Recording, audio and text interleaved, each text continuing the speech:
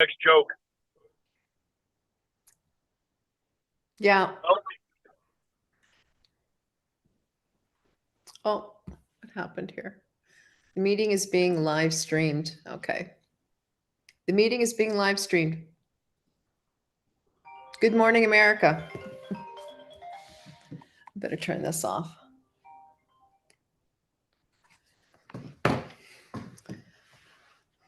Good evening, Vietnam. No, it's not good evening, but it's good hello, morning. It's Vietnam. Yeah, I was just trying to tailor it to the meeting. That's all. Robin Williams, one of my favorite movies. Rest his soul. We should be playing a Nickelback song. Did they tell you they had to take the sign down on the highway because it was creating a hazard? Oh, you're kidding. People were stopping and posing in front of the sign, and it was creating traffic issues. Huh. I watched their documentary. It was interesting. Because they really built themselves a name. They were involved in distribution and loaning money from their parents, right? Getting their demo tapes together. It was quite an amazing success story. Crowdfunding before crowdfunding was a thing. Yeah, yeah. Touring across the country. And they have one of the best-selling albums of all time. Gotta love it. And then there's the Guess Who. Yeah, Winnipeg. Who even in their 80s can't get along with one another. Burton Cummings, Winnipeg boy. Yep. And Randy Bachman. Yeah. Did you know I spent the better part of 5 years in Winnipeg? Doing what? Working for the railroad, no. Just say swatting flies, swatting mosquitoes? Mosquitoes, yeah. In Toulon, Manitoba, the mosquito capital of the world. What are you doing there? No, you know. Okay. I just unmuted us, though. I can't unmute them now that they're muted. Sorry, I've unmuted. We're just chatting. Claude and I were just chatting. Claude's on the road driving. I'm at home in Calgary. Well, San Francisco, as you can see from my backdrop.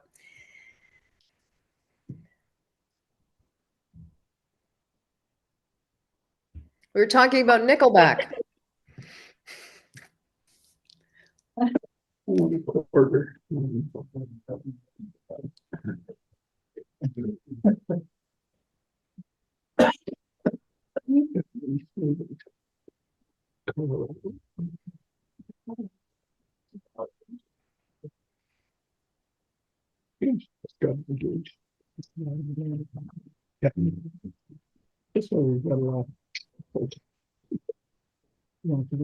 So she does. There's someone who lives there. Which niece? You're gonna lose her? It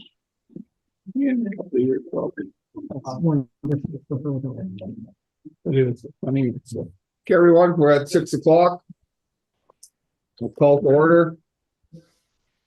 We've got I don't know which agenda you have. We've got a delegation 3.01 for PACE, and we also have 9.07 lagoon survey to add. Any other errors, omissions? Hearing none, can we get a motion to accept the agenda as modified, revised? Thank you. Councilor Warwick, all in favor? Carried. Delegation, Rhonda with PACE is with us, and Claude's also in the background. So Rhonda, you're live. Thank you very much. Good evening, Mayor, members of council, and community members in the gallery tonight. Thank you for the opportunity to provide you with an update on Harvest Sky Solar Project. Claude's given me the helm tonight, but he's available to chime in should I need some support or if there's any questions I'm unable to address. So I guess we'll get started. And I understand that Lori is going to be pulling up the presentation, or should I be sharing my screen? Either is fine with me. I'll bring it up, Rhonda. Thank you, Lori. And is the connection okay?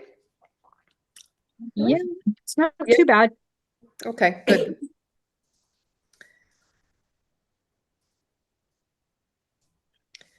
So the first few slides are about PACE, and I won't bother going into that because you are all well familiar with our organizations. So in the interest of time, we can just roll past the PACE Canada unless there's somebody in the audience who feels they would like me to share in detail those slides, in case there's any new members of council who are not familiar with the organization. I thought we could get into the thick of it. You're good. Okay, so let's just proceed. So here's the most current layout. So the layout has been scaled back to 15 megawatts. We had a transformer derating. And then we also have a phase 2 project. We're tapping into ATCO's transmission line, but phase 1 of the project will only be 15 megawatts.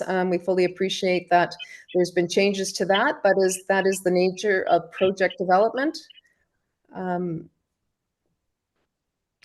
Things are subject to change as you move through the process. And so the project has been submitted to the Alberta Utilities Commission as a 15 megawatt project. And this is the design that we have submitted to the AUC, which reflects all of the changes that were based on extensive stakeholder engagement. And we go to the next slide. So this is a slide that gives you that overview of a typical solar farm development process. And you can see here I consider sort of gray mauve, coloring is a little bit off, is indicative of those aspects of development that have now been completed. The green areas are those areas that have not yet started. And we obviously are now submitted to the Alberta Utilities Commission. The proceeding number is 29272. So we certainly Councilor invite. Bowden, 1 second, Rhonda, Councilor Bowden. Just one question. Your proceeding number is wrong. It indicates salt flat, and also reduced. According to AUC information on the website today, that your actual 15 megawatt project is 29274, and it was submitted on the 28th of August. I'm sorry, what was the date that you're correcting us on? Well, the date in your proceeding number, the date August 28th, which isn't a big deal, but the proceeding number is 29274. My apologies for that typo.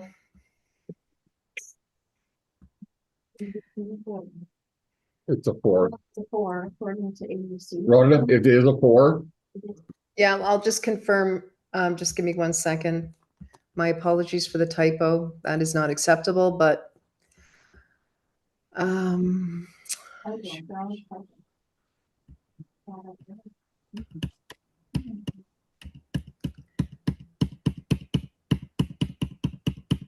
just cross-referencing in our project database, 29274. yeah, I have a screenshot.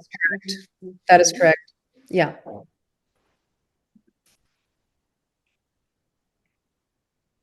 Okay, carry on, Rhonda, sorry. No, and Oh, my sincere apologies for the typo. we can, Rhonda, how would you like to do it? Would you like to do the presentation, take questions at the end, or would you like to take questions during the presentation? We can certainly take questions throughout. That's fine. Okay. No Councilor problem. Kroll? So you submitted your application on August 28th. I recall at a meeting that we were to be, as council, we were to be the first notified when the application was submitted. This is the first now that we hear it. Yep. From you people. We've read it, we found it on paper, online, but first we heard from you. Well, we did reach out to schedule this presentation to council, and we just weren't able to get in the same day that we requested, right? We had to wait for your next meeting. So this has really been the first opportunity that we've had to be able to offer you a project update. Don't have, email? You couldn't email that to the town office, they could have distributed it out to us? Well, we thought that a personal delegation or personal presentation would be more, What's so personal about watching the TV screen? Well, it's an hour and a half away, he couldn't drive here to be his own do his own presentation in person. If he's in Verdun, it's an hour and a half away. See all his talk. well, I suppose that, It's I important suppose, to do it first. yeah, I appreciate what you're saying, Counselor. I guess I feel that I'm of a generation and of the mind that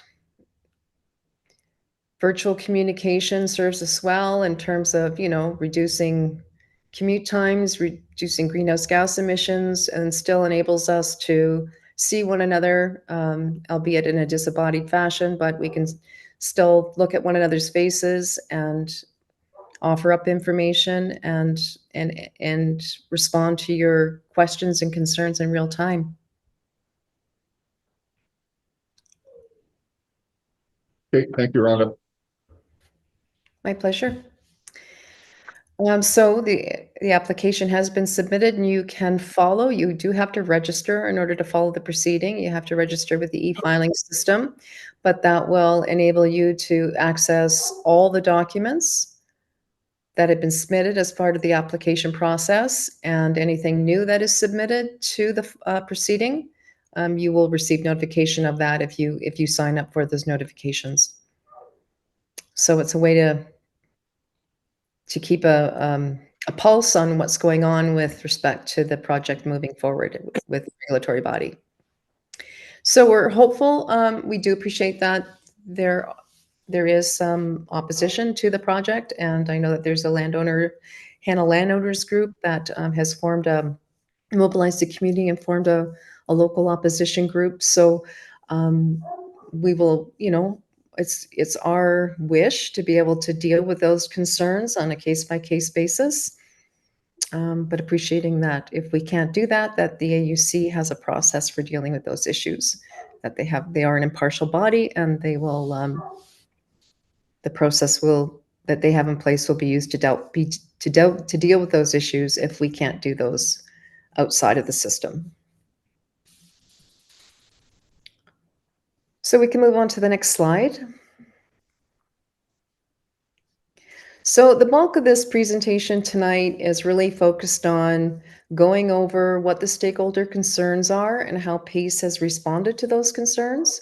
So we'll walk through each one of those. I'll start with what the concern was.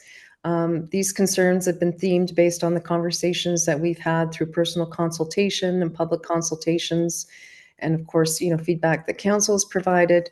And it walks you through the measures that we have taken in order to address those concerns. So the first one up is related to aviation-related concerns. So those things range from concerns about solar glare from the panels, disruptions to emergency medical landings by AHS and their aviation partner CanWest, concerns with mechanical turbulence, lighting distractions, instrument interference, and there was also concerns expressed with respect to the solar farm interfering with the potential for the airport to expand. So PACE listened closely to what stakeholders had to say. We conducted extensive consultations with local pilots.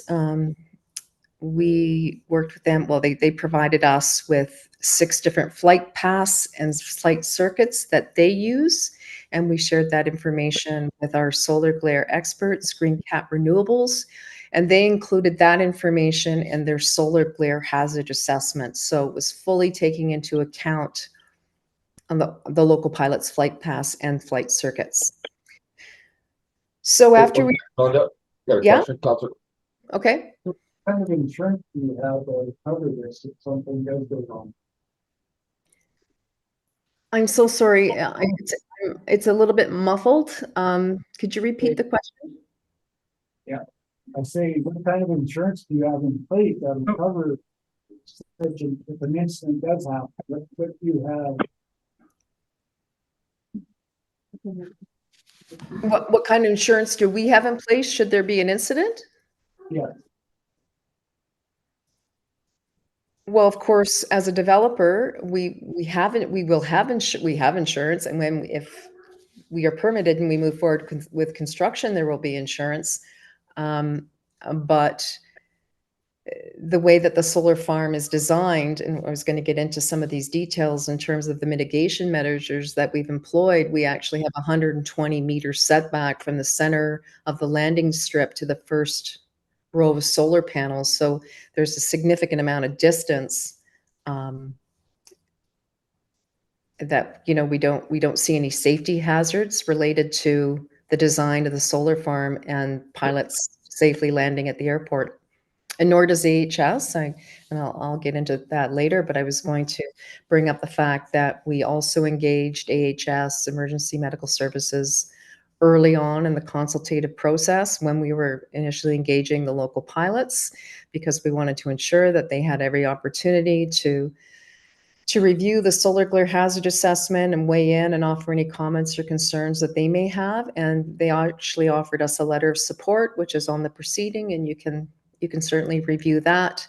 And we also engaged JetPro, who are aviation specialists, and actually Hanna Airport is a client of theirs. And they conducted a mechanical turbulence assessment because a couple of the pilots had expressed concerns about the equipment and how that might impact small aircraft landing at the airport. And the results came back that there would be no negative impact on landing, even for small aircraft, and certainly no light distractions, and no interference in terms of instrument performance or functioning. so why is it so important that space develops in this particular area? Special areas like thousands of acres, not in town limits. What would, citizens concerned? Go down to the mine. Right. Well, would it be okay? Because we're going to address some of those concerns that you have in later slides. So if I could just ask you to hold off with that, because I feel like some of the slides are going to be speaking to that. So I just want to maybe get through the rest of this one, and then I feel like your concerns will be addressed further on. And if they're not at the end, then we can sort of put them in the parking lot for now and revisit them afterwards. Does that sound acceptable?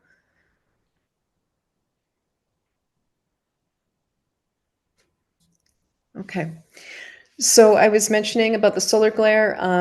So the initial assessment did reveal that there would be some glare within the 25-degree field of view, and so we changed approximately half of the project to a different design. It's a fixed tilt billboard style panel, and those changes, and some also we had to do some backtracking on the single axis trackers.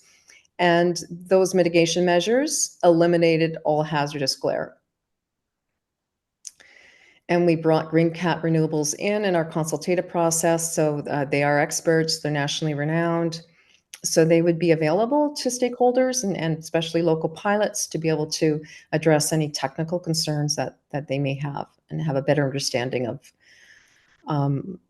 the assessment process and the methodology that they use in order to undertake those studies.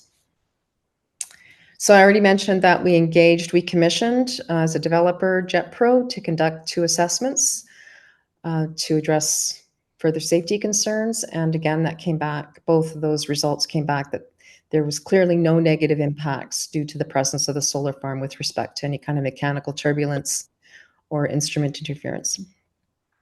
Okay, we can go to the next slide. Okay, so I mentioned that we extend. extended the setback to 120 meters for safety purposes. And we also removed a portion of the developable area. So there was full clearance all the way from the runway up to the CN Dam. This was found to be a mitigation measure that would both help to address safety issues, but also allow for what could be potential future expansion of the airport.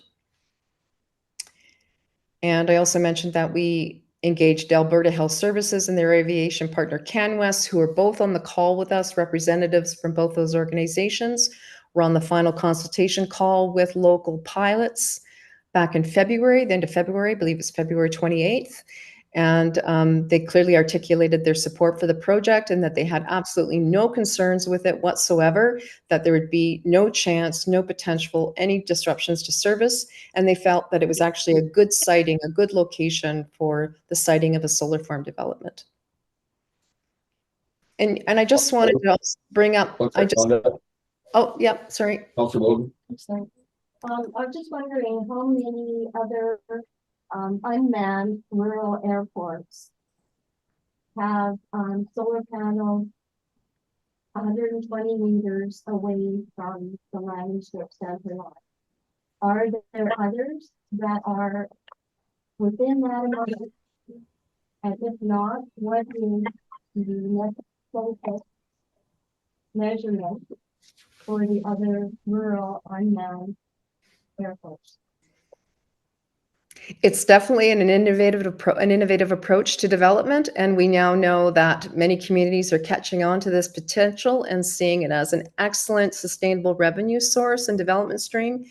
Red Deer is developing a 25 megawatt solar farm project at their airport facility, and PACE is currently in negotiations with Red Deer County for a potential development at the Innisfil, or what is known the Big Bend Airport. So this is really catching on, and this is at the behest of other communities who are knocking on our door to say, we really like this idea. We think this is a sustainable, innovative form of development, and we'd like to invite you to our community to further explore these opportunities because we definitely see it as the way forward.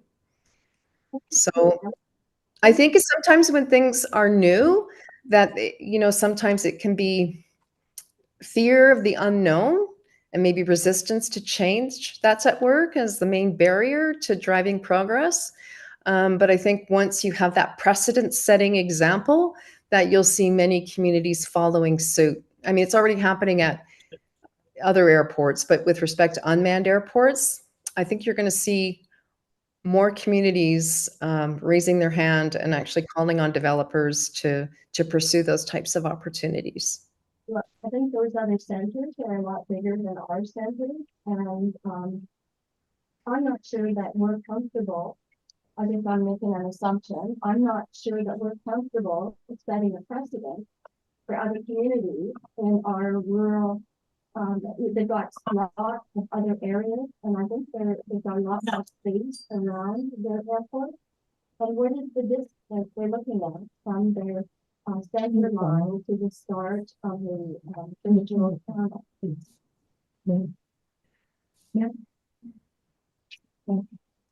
Just give me. And make sure your phone's off when you get back. May I ask for you to express what your specific concerns are? Like, I know you're making a general statement that you don't support it and that you don't want to be precedent setting, but then may I ask you to take that a little bit further and offer some critical feedback in terms of why you find this to be an issue? So my question was, what is the next distance? The next closest from 120 meters? When is the next? You feel that that's not a significant amount of space in terms of a safety perspective? No, well, what is the next closest distance? From 120 is the closest that you will have to that, correct? Could maybe And- somebody type it into the chat box, because I'm really having a hard time. It's the sound is breaking up and it's making it difficult to discern what you're saying. It probably doesn't help. I don't have the But you green. indicate that there was 120 meters from the landing strip here in Hanna to the first set of solar panels. right? Council Bowden is asking what next, is there another airport that you can define that has, something similar to the 120 meters? Or what's the next, like, is the next airport that you, are doing one of these projects, is it 150 meters, is it 80 meters, is it 50 meters? Like, is this a standard? no, I fully understand the question. I can hear better now. Thank you very much, because that was coming through loud and clear, but they must be further away from the mic. I don't know, but I can certainly find out for you what the setback is for the Red Deer Airport, the 25 megawatt project there. And we also have a preliminary, Claude, do you happen to know offhand? There's one north-south facing runway at the Municipal Airport, otherwise known as Big Bend.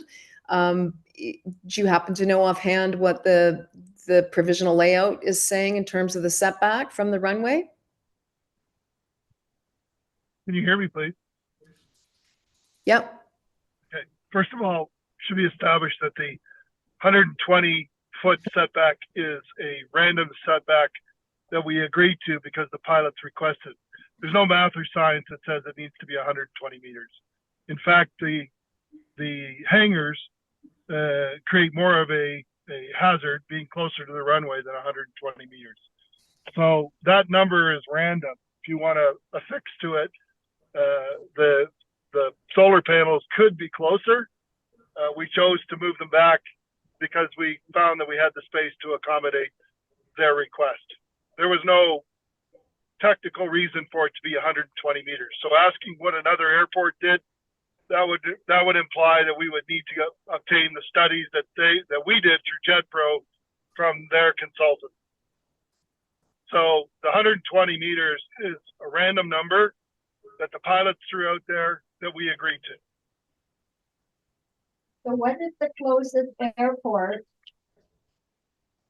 Like, what is the closest panel to any other airports? I don't know. I don't know that off the top of the head, but Rhonda's taken it as an undertaking to get you some examples. Thank you. Councilor Olson? I guess just to follow up, Rhonda and Claude, I mean, we had this question for you 6 months ago, and the answer is you won't find it. You know this, we know this. We're not interested in being first for the unknown risks. On day one, Claude sat here and said, the people don't want us here, the town doesn't want us here, we don't want to come.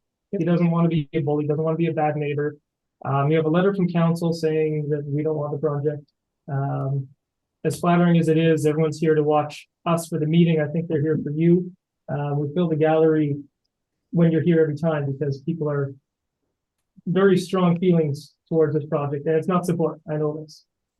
On December 12th, Claude committed to 0 yellow glare on all circuits, on everything going over the flight path. Modeling is one thing. Who's going to enforce this? How do you document this? Like, the fact that it's an uncontrolled airport means nobody has to use a radio to announce their presence. It is 100% based on your vision. If there's an incident, we'll never find out that it was glare or not. Or if a pilot catches glare, what's the mechanism? What's going to be your reaction? By then it's too late, the project's here, yet you've now risked our asset and our airport at that point. So you can reduce risk as much as you want. We're going to protect our asset of our airport, and the only way to eliminate risk is to not have the project there. So I'll let you carry on. You did say you want to talk about, the engagement with special areas and relocation of the project. You would alluded to that. So I'd like to see those options as well. But I guess the question would be, how are you going to enforce and document this yellow glare if it happens? I think council needs to realize that on top of this, we have a whole development permit process that has to be gone through with the municipality in order to build this. So all of these items that are of concern as it relates to planning can be brought forward during that process and effectively dealt with. So what we're talking about at this point in time is getting a power plant approval based on the research and the studies that we've done and the feedback that we've gotten from those opposed as well as those in favor. So I can't comment much further than that, other than the fact that if the town has some concerns, I suggest that they write those concerns out and file them through a Sept, statement to intent to participate, as one of your counselors has already done with the AUC, and then those issues will be clearly elucidated. I think that Pace has gone above and beyond the call of duty in trying to address everyone's concerns. The technical concerns around the airport and the utilization were run by your pilot's users group, were run by your pilot's consultant, JetPro, were run by NAV Canada, and were run by Transport Canada and Alberta Transportation, Alberta Health Services. And nobody has a technical issue with what we're doing other than council and some other opponents of developing the project there. So from a technical side, everything that we've done is to respond to legitimate requests for information and study. We've done that. There is no technical reason for us not to build this project in this area on private land with our land partner as it relates to the operation of the airport. So Claude, I guess one thing I'd like you to address, not technical, and I know you're a big fan of mine, but the first thing that you said when you don't want it, we don't want you here, you don't want to come. Maybe it's more of a character reference, but do you have anything to say to that? Or are you getting a vibe that you're welcome here? I'm getting a vibe. If I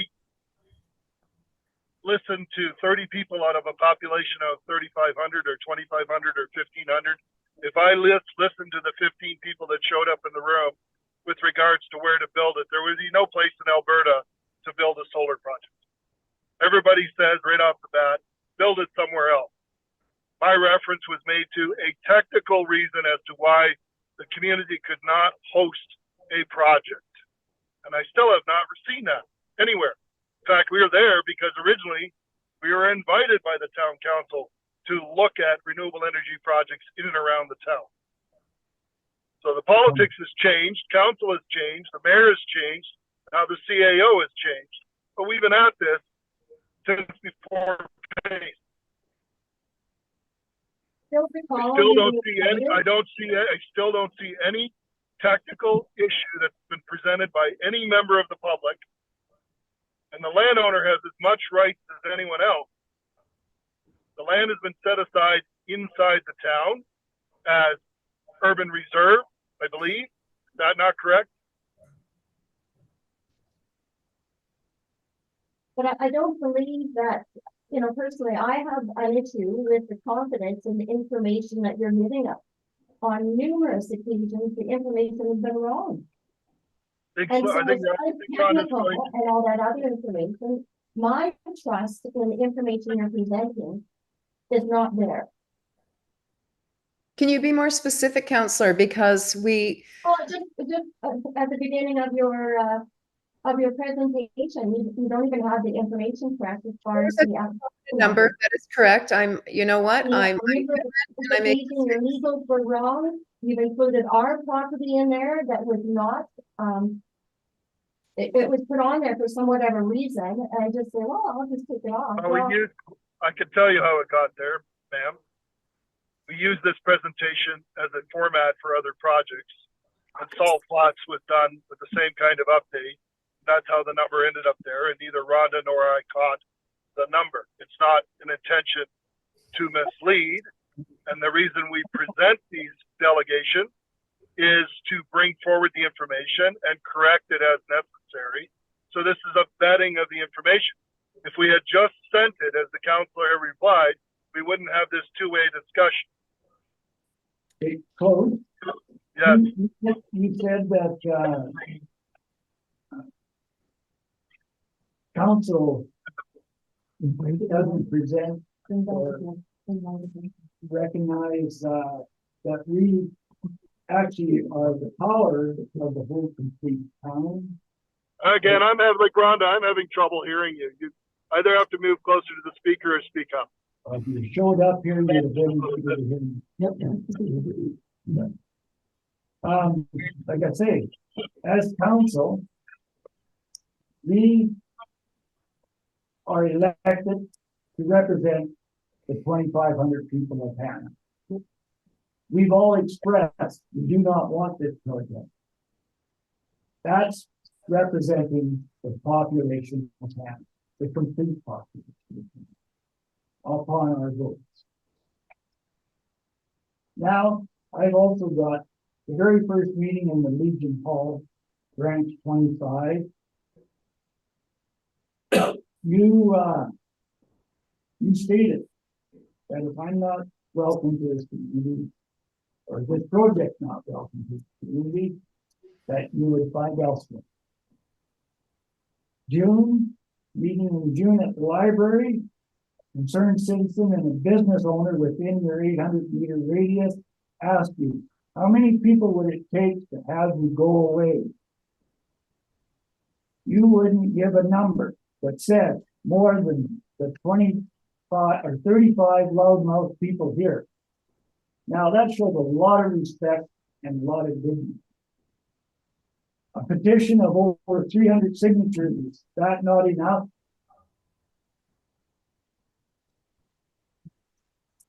So, delegation, if you're interested in holding a plebiscite on it, then that's up to you. But as far as I'm concerned, we're moving ahead with this project through the AUC. At this point in time, we have invested close to $500,000 in this project, and the shareholders have directed us to proceed.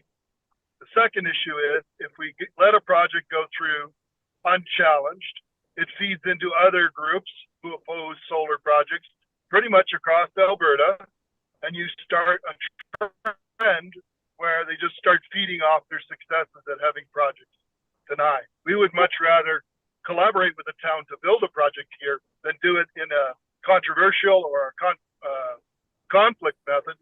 But you've already set yourselves up to do this on the AUC, so we're willing to follow through on it. And we'll let the AUC decide, and we'll let the appeals board decide. You folks have brought this upon yourself. This is not us doing it. We've done everything in our power to satisfy every legitimate concern that you've brought forward. And yet you have not listened to any one of those issues. Councillor, may I ask what your concerns are? I hear loud and clear that you're opposed to the project, that it does not have social license within the community, but we are simply asking for you to substantiate that. What are your concerns with it? We have the approval of Transport Canada and NAV Canada, who are the authorizing bodies for any type of development in the airport vicinity. We have the support and approval of Alberta Health Services and their aviation partner, CanWest. So none of those agencies or organizations in our community. there is any safety The concern. landowner has. Councilor Golden, please let her finish up then. It does not have anything to do with our community. We are speaking on behalf of the community. Okay, And all right. So what are your concerns? What are your concerns? We don't want you in our community. We like where we're living because we got wide open spaces. We've got over 5 million acres in special areas that we could be using instead of ours. And so we've invested our money in our property, and the individual who you are dealing with, they've got no investment in our community. So we are concerned with those who have invested in our community by living. And we like to be able to see what's going on across the road without these panels taking up our view. And everything else involved with it.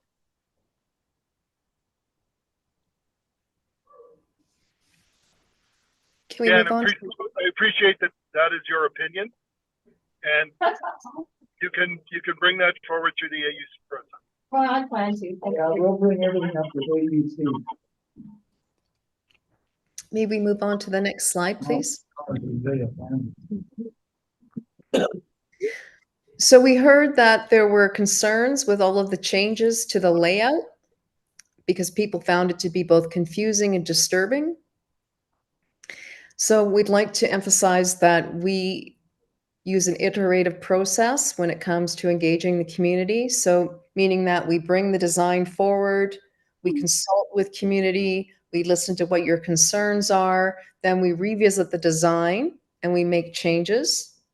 For example, we removed a developable area that was in close proximity to the Vista property. We removed the developable area to make full clearance from the landing strip all the way up to the CN Dam. And then the studies, of course, as part of the iterative process as well, where we get the findings from the noise impact and solar glare hazard assessment back that further informs the design. So if you didn't see any changes to the design, either we had a perfect design from the onset where the community didn't ask for anything, there was no need to change anything, but we did listen to the community, which resulted in several changes. So that's why the design kept changing, because we were engaging with our stakeholders and we were listening to what their concerns were, and we were responding by making changes to the design of the layout. So we can go to the next slide unless there's any questions in relation to that. So this was another theme that stakeholders brought up. There's a concern about the loss of agricultural lands. So the lands that we are developing on are Class 5 lands, which have a very severe agricultural limitations. However, we have engaged Stephen Tanis, an ecologist and a PAG, an agronomist. And he has created an agrivoltaics plan for the project area, which is based on local soil conditions and the design of the farm. And it's the intention to actually to co-locate the generation of solar energy alongside of agricultural activities. And those particular activities will be based on, the unique characteristics of the soil in the area. So. Councilor Bowden? Thank you. I'm just wondering where you got the Class 5 for that land. It's the land suitability rating system. Yes, I'm quite familiar with it. I worked Okay. with that for 15 years. Okay. The map that we have is on it is a 4. We are not a 5. And all of Hanna and special areas is has severe limitations, but that is working within a drought area. All of special areas have severe limitations, but we are still able to produce on that property, on land, and that land with this project has been hidden for decades. So I'm not sure where you're getting the actual class description says soils in this class have severe limitations that restrict the range of crops or require special conservation practices, or both. That's what our farmers do. They've got all these facts. So that is wrong information. I'm looking at the chart right now, and it is correct. I can. I'm looking at the chart right now as well. Okay. Okay, just 1 second, Rhonda. Yeah. As you all know, we're well over the 15-minute public presentation. Would council like Rhonda to continue, or is there any value in continuing, or do we shut it off now? Continue. Okay, thank you, Rhonda. Carry on. Okay, so I'm just going to make it in my notes to send this information to you in map format, GIS, so you can see what our reference is, and we're certainly happy to receive yours, but that's the system that our design analysts use. And we can move on to the next slide, please. So we also heard loud and clear that many people felt that the siting of a solar farm within an urban boundary is a bad decision. We contend that the solar farm is in keeping with the surrounding land use, which includes, of course, as you know, the airport vicinity and other commercial industrial activities. This is part of PACE's strategy to be able to utilize the existing capacity of the distribution grid within rural urban areas. This is a limited capacity resource that's going to be quickly used up. It's an opportunity for communities to draw on what is sustainable, innovative property tax revenue, and all the other benefits that we will list later on in a couple of presentation slides forward. But this siting is really an opportunity to save ratepayers while bringing significant tax contributions to the municipal base. And then the other point of interest that I've identified here in relation to this concern is that we removed a section of the developable area, and I mentioned this already, to the east of the Vista residence because of the close proximity. And we can move to the next slide. So this was, I know that we were called out on this. Some derogatory statements were made with respect to our process around engaging fire authorities. I'm just going to briefly walk you through what our process was. So we reached out to Hanna Fire Chief David Mole on August 16th. I talked to David. We talked on the phone, David, at which time I informed you of the project, and I sent you the project details as well as a draft emergency response plan for your review. You acknowledged that telephone conversation in an email. I have receipt of that email, and that we were then moving forward with trying to set up a time for a consultation, and that's where we had some communication challenges. Several requests were sent to you, but they were either declined or there was no response, and I later learned that the email was still active, but was not regularly monitored. We finally did have a consultation, a virtual consultation on January the 9th, at which time we noted his feedback and concerns. Excuse me.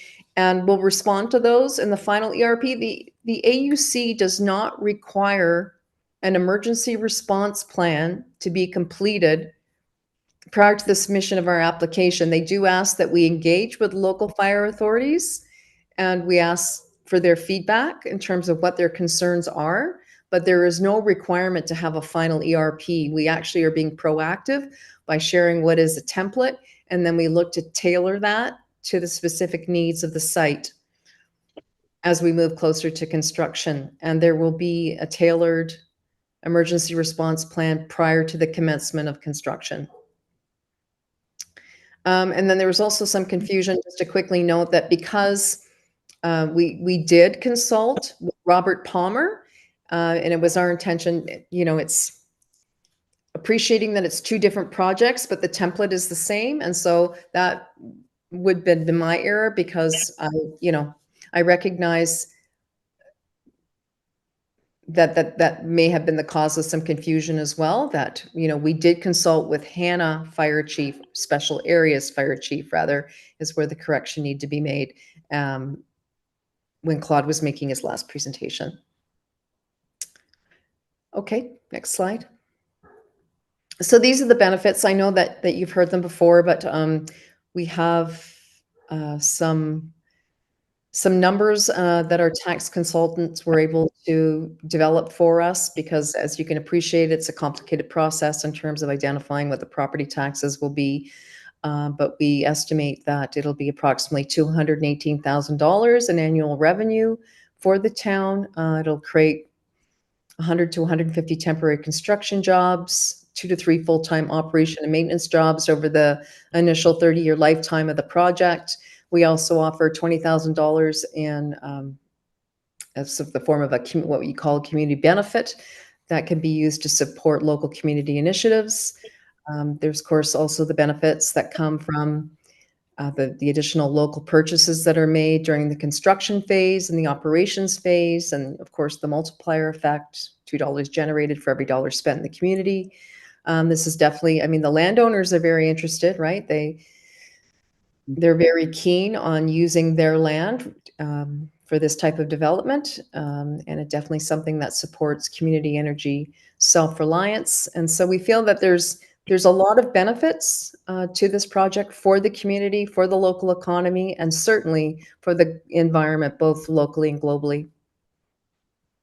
This is such a great money creator for the town of Hanna. Why don't you take it and put it in your own backyard and let them benefit from it?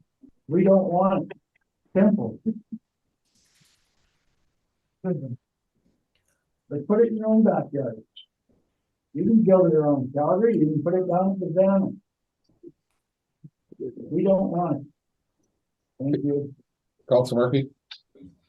The only thing I have to say that is of concern to me is when you imply, number one, that we were rude to you when you and Claude gave us incorrect information.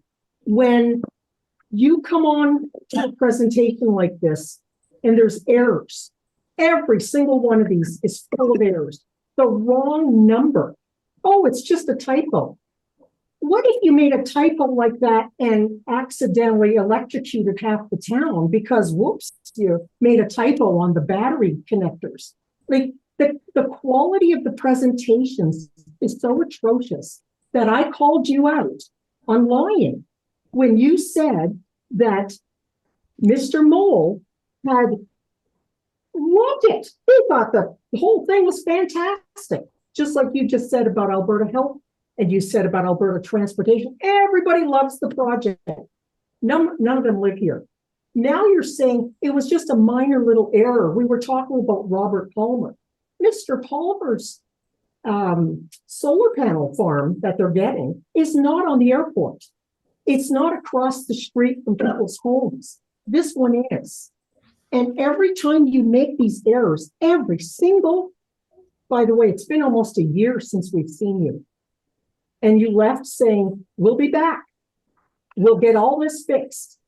And we don't hear from anybody for almost a year. And then surprise, you've already submitted on the wrong date with the wrong number, but you've submitted on our behalf. And you completely ignored everything except for your shareholders. Because at the end of the day, what matters is your money. The people who own that land don't live here.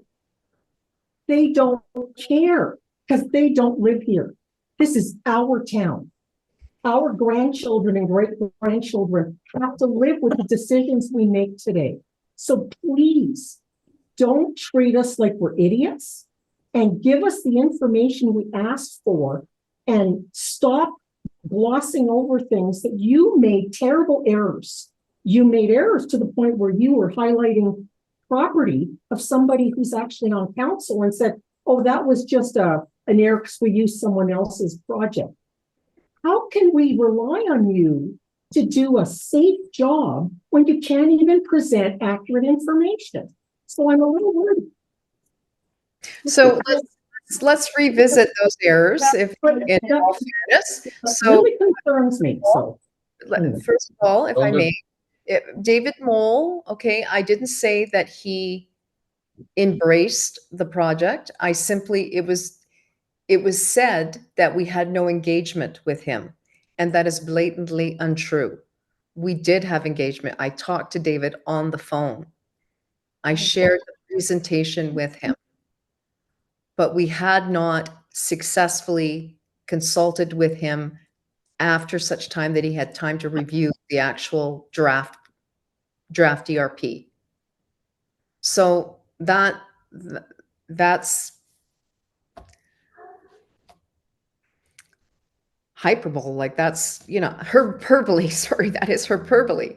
You're taking information and you're inflaming it to make it more than it is. But I don't think that going down this path is going to be very productive. But, I appreciate you could look at this entire presentation and you can find one number wrong, and that's what you're going to focus on. And,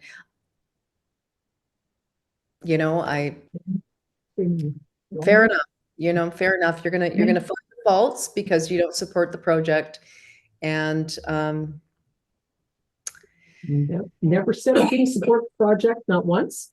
What I don't support is professionals acting unprofessional. I will not support that. I worked in the federal public service for 15 years. You must have accurate information or you get your ass whooped. That's just the way it is. And as a counselor, if I make those kind of errors, I'm not here anymore. But for some reason, you can go away for 8 months, come back and say, we fixed everything. Well, actually, we left consulted with the pilots February 28th, so it wasn't 8 months. That was our last consultation with the pilots, was February With 28th. us? I'm And sorry, no, I said with us, not the pilots. oh I'm no, not with a pilot.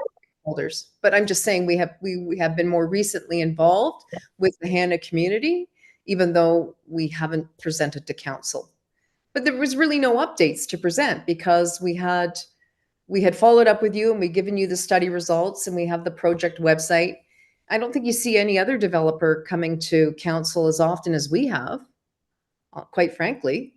I think we have a very robust, comprehensive public involvement, participant involvement program.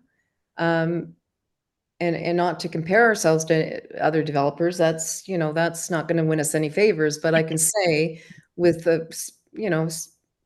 with some certainty that the lengths to which we go are above and beyond.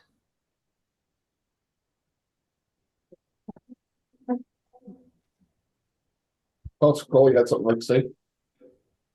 Yeah, I'd like to say to Rhonda, you paint a pretty rosy picture. But every road I've ever seen has a prick on it. Oh, offside. That's what it is. Yeah, that's offside. I'm sorry, that didn't even come. I didn't even catch that. Could you repeat that? We'll leave it. Carry on, Rhonda, sorry. No, that's okay. I think you're all familiar with the environmental benefits. You see them listed here. That's why I'm in this work, because I believe it's the way forward. We have growing demands for energy in our province. Our population is growing. Our energy needs are growing. Everybody needs and uses energy, but like Claude said, it doesn't matter where you go. There's always going to be people opposing it. And there was opposition when we transitioned from wood to coal. And there's opposition as we transition from gas and oil, to renewables. And, that being said, we fully appreciate the need for a diverse electrical grid. But this is part of the picture moving forward. This is the path forward, part of the path forward, that is, in order for us to meet our energy needs in a way that is going to address three of our most critical resources needs, and that's food, energy, and water. And when you integrate the co-location of solar energy development alongside of agricultural activities, you're actually helping to address three of the country's most pressing resource needs: food, energy, and water. This approach is sustainable, it's innovative, it creates clean, affordable energy, it can create food in the process, and it conserves water.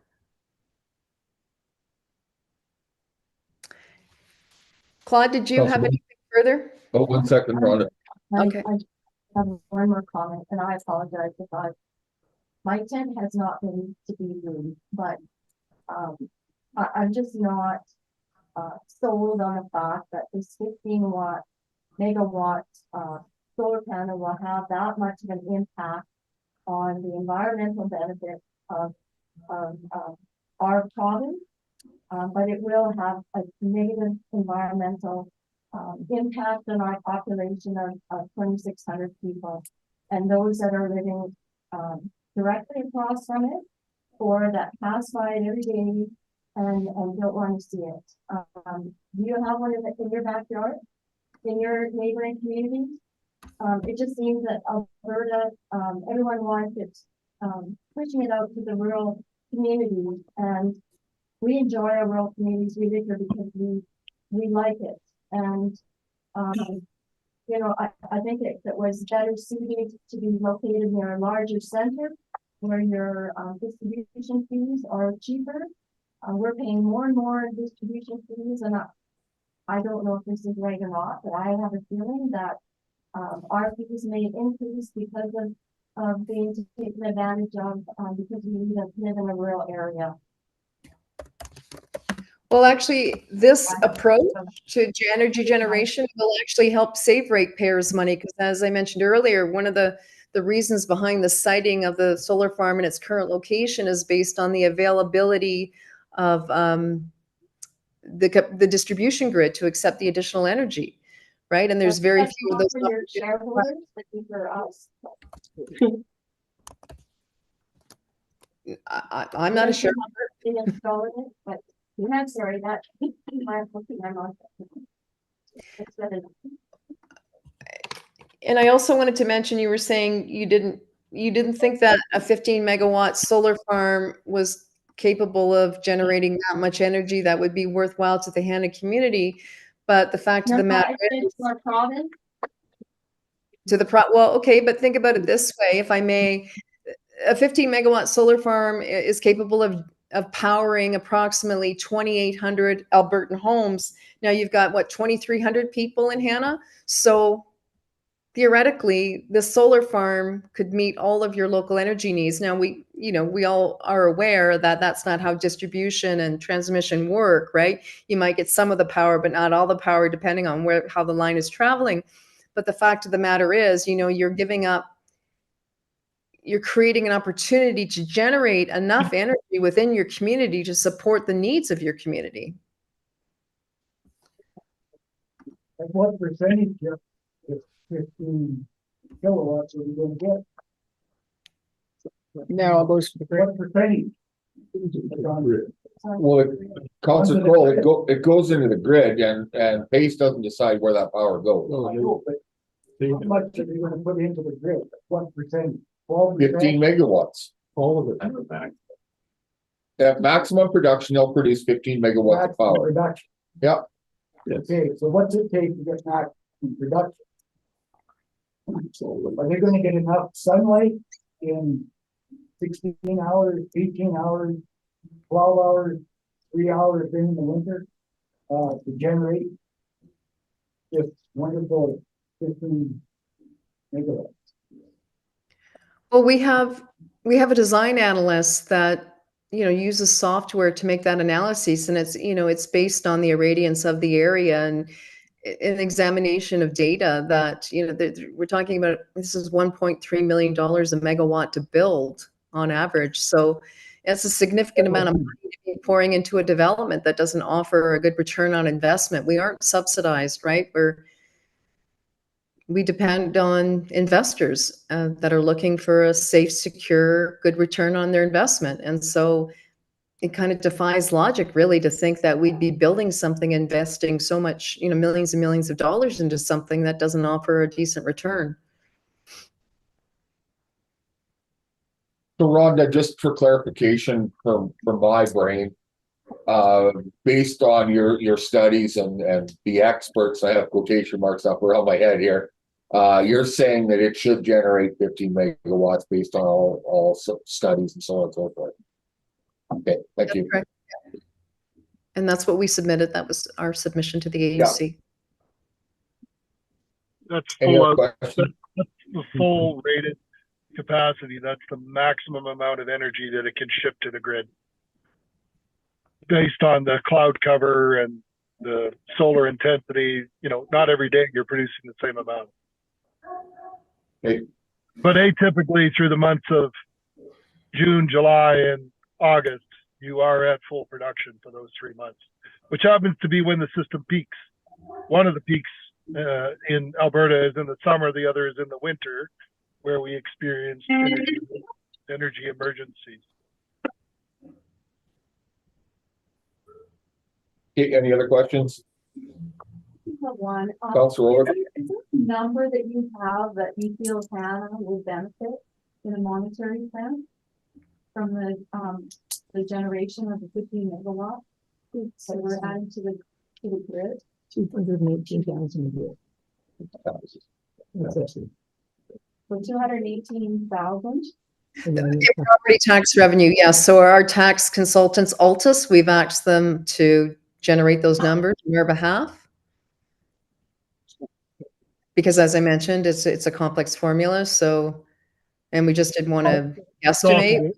It's also impacted, Rhonda, by removing 10 megawatts of equipment. The previous statements that we made were based on a larger project on these lands.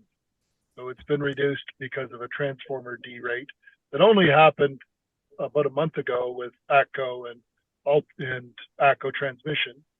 This wasn't something that we knew in the beginning, and so the upgrades to the system that are coming will allow us to put the full output in, but that's partly the reason why the project has been reduced. So Rhonda, is there any chance, or Claude maybe, that down the line ASO says you can only put 12 megawatts into the system? No, we have a detailed analysis from the ASO that they published to us in, I want to No, I say, realize that, Claude, but can that number change? well, anything can change. Anything can change, but that's not Okay, thank likely. you. That's not likely on this project because of the fact that we now have the detailed assessment. Okay, thank you. So Any other questions? can this project expand? Our minimum Claude, cutoff. question is, can this project expand? Yeah, our minimum project is in and around 10 megawatts. We just had our 9 megawatt Viking project approved at the AUC. Our cutoff is pretty much around 10 megawatts. So the answer is yes. The answer is yes, he said. So Claude, I have one other question then. You indicated that you've already spent $500,000, which is quite an investment to put into the community at a chance, or what I would consider a chance. So has there ever been a case where, you've invested $500,000 and it hasn't been feasible or accepted by community and you've withdrawn doing your projects? Again, I'm only getting half of the question.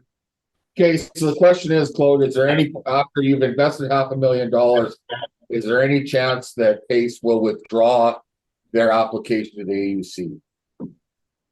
For this project? Correct. Or with any prior projects? No, we've never had a project where we haven't proceeded at the AUC.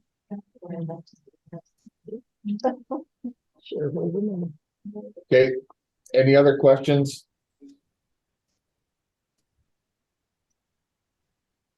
Hearing none, thank you, Rhonda, thank you, Claude. Thank you, councilors. Thank you, Mayor. Thank you very much for your time tonight. And I'll follow up with you on those items that you were looking for some further some response to, so.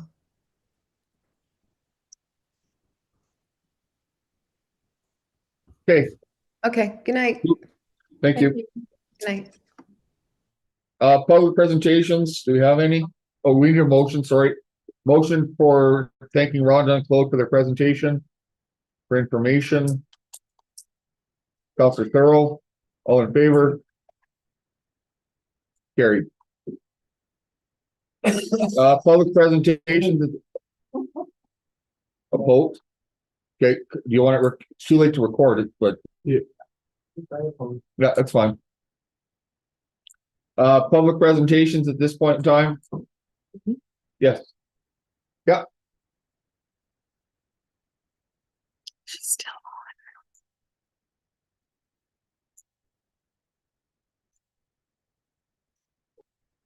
So I'll introduce myself. I missed the introduction of our new CAO. My name is Dean Walsall. These guys are pretty familiar. What is your name? It's Matthew. Okay. We may need you to speak up too. Drive. I will, trust me. Thank you.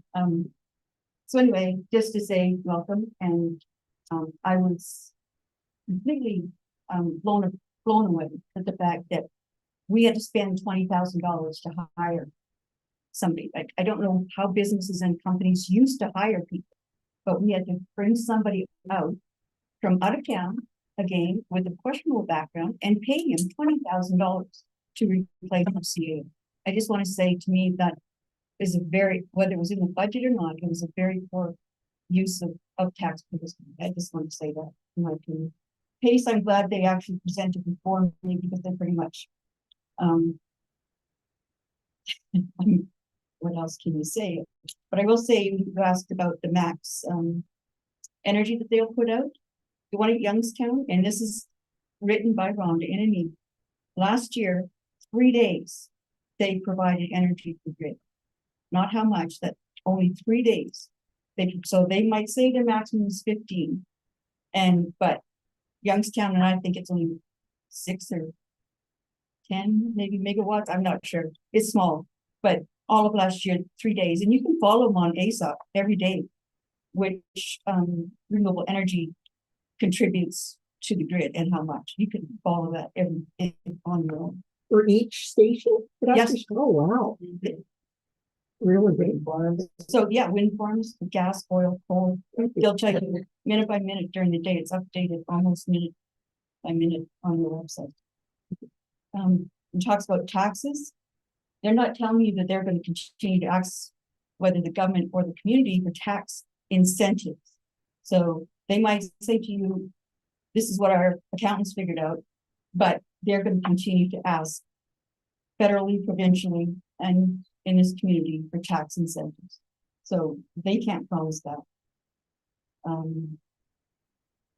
Affordable energy. Energy is affordable. We can all pay our usage of energy. It's affordable. It really is. What we can't afford is the distribution charges. And PACE cannot affect that at all. That's ATCO. So, or 90% of Alberta is ATCO. So they can't promise you to cut your bills back at all. And because it's distribution that we're paying for, not energy that's causing us. They also have a current project out at Sheerness Solar, Sheerness Solar project, out of special areas on the mines.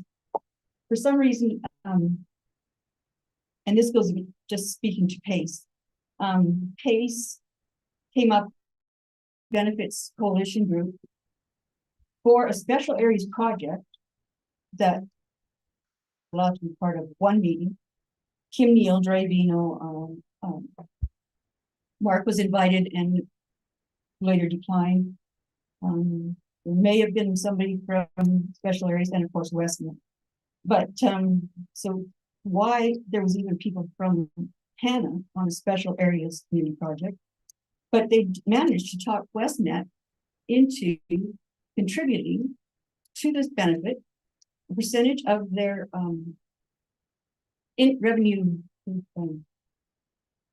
lease revenue that they would be getting from PACE to, again, another project out of town, not here in town, the CFSEA, whatever. And no other project in Alberta that I can find anywhere, and I've asked AUC and different projects, has the landowner donated to the community benefits agreement. It's the developer that's supposed to provide to the community. So somehow they got that. And the fact that it got to CFSEA in the first place, to me, was a huge conflict of interest, because Lynx and the town of Hanna gets money from that organization. So that's my opinion. I don't think that organization should have been, and she told me just 2 days ago that Kim and DeRay recommended that organization. I don't care who she recommends, but it's out of town. You're suggesting WestMat can't handle this on your own, which they have done for decades. That coal mine is given to Hanna all on their own. But so it went out of town. It can only come back to town to charities, NGOs, not-for-profits. Thank you. So say our 4-H group wanted to get some money, no. Say the Girl Guides wanted to get some money, no. And not only that, you cannot get the principal. I don't know who will get the principal. So you only get a percentage of the interest that they make off of that money that, say, WestNet donates $40,000. You will never have access to that $40,000. You will access only the percentage of the interest, and then they decide who gets it, not the town panel. So that money is already, they think, left-handed. Thankfully, WestNet has not signed an agreement to date, so I hope they continue. And as far as out of the mine, they are on their 3rd extension from AUC because of problems that you saw like today. Their misinformation, whatever, so they were supposed to be done, their first extension, and supposed to be, project was supposed to be done here. They've been extended another year. And I only know the work has been done because, of course, my husband works out there. They just started out there building a fence. So that's their, if it's such a wonderful project, why isn't it off the ground? I don't know. Anyway, that was just, my point was, if we can't fight AUC about this project, is there a way to fight this company? If you deny this company a business license or a development permit, I don't know how that works, but I'm wondering if we can't go after the company instead of making it be about this project that they think the company has been negligent big time. So those are just thoughts that I have. I don't know if that works for me. Oh, and that CFSAE project, the Community Benefits Coalition, I had asked Kim why there was no town council members on that project and why there was no special areas board members on that coalition. And he said nobody was interested. Just want to share that. One more thing about clothes, and I quote a lot of information before Mr. Neal left, and this is just one letter speaking to Claude's character. A member in our community had asked him a question, assuming the email, phone, I don't know, and they're well within that 400 meters or whatever. It says, are you aware of this? Claude is sending this to Kim. Are you aware of this person? What is her standing in the community? So I'll give this to one of the people that was listed in that, and you can see if they should be questioning her standing in the community. But I thought that was pretty audacious. And so there's lots of information out there about the company. They had Joffrey listed on that first page. They sold out. They sold out long ago. They have painters right on that first page. It's a proposal. There's nothing there. So it's not just titles that they're putting in.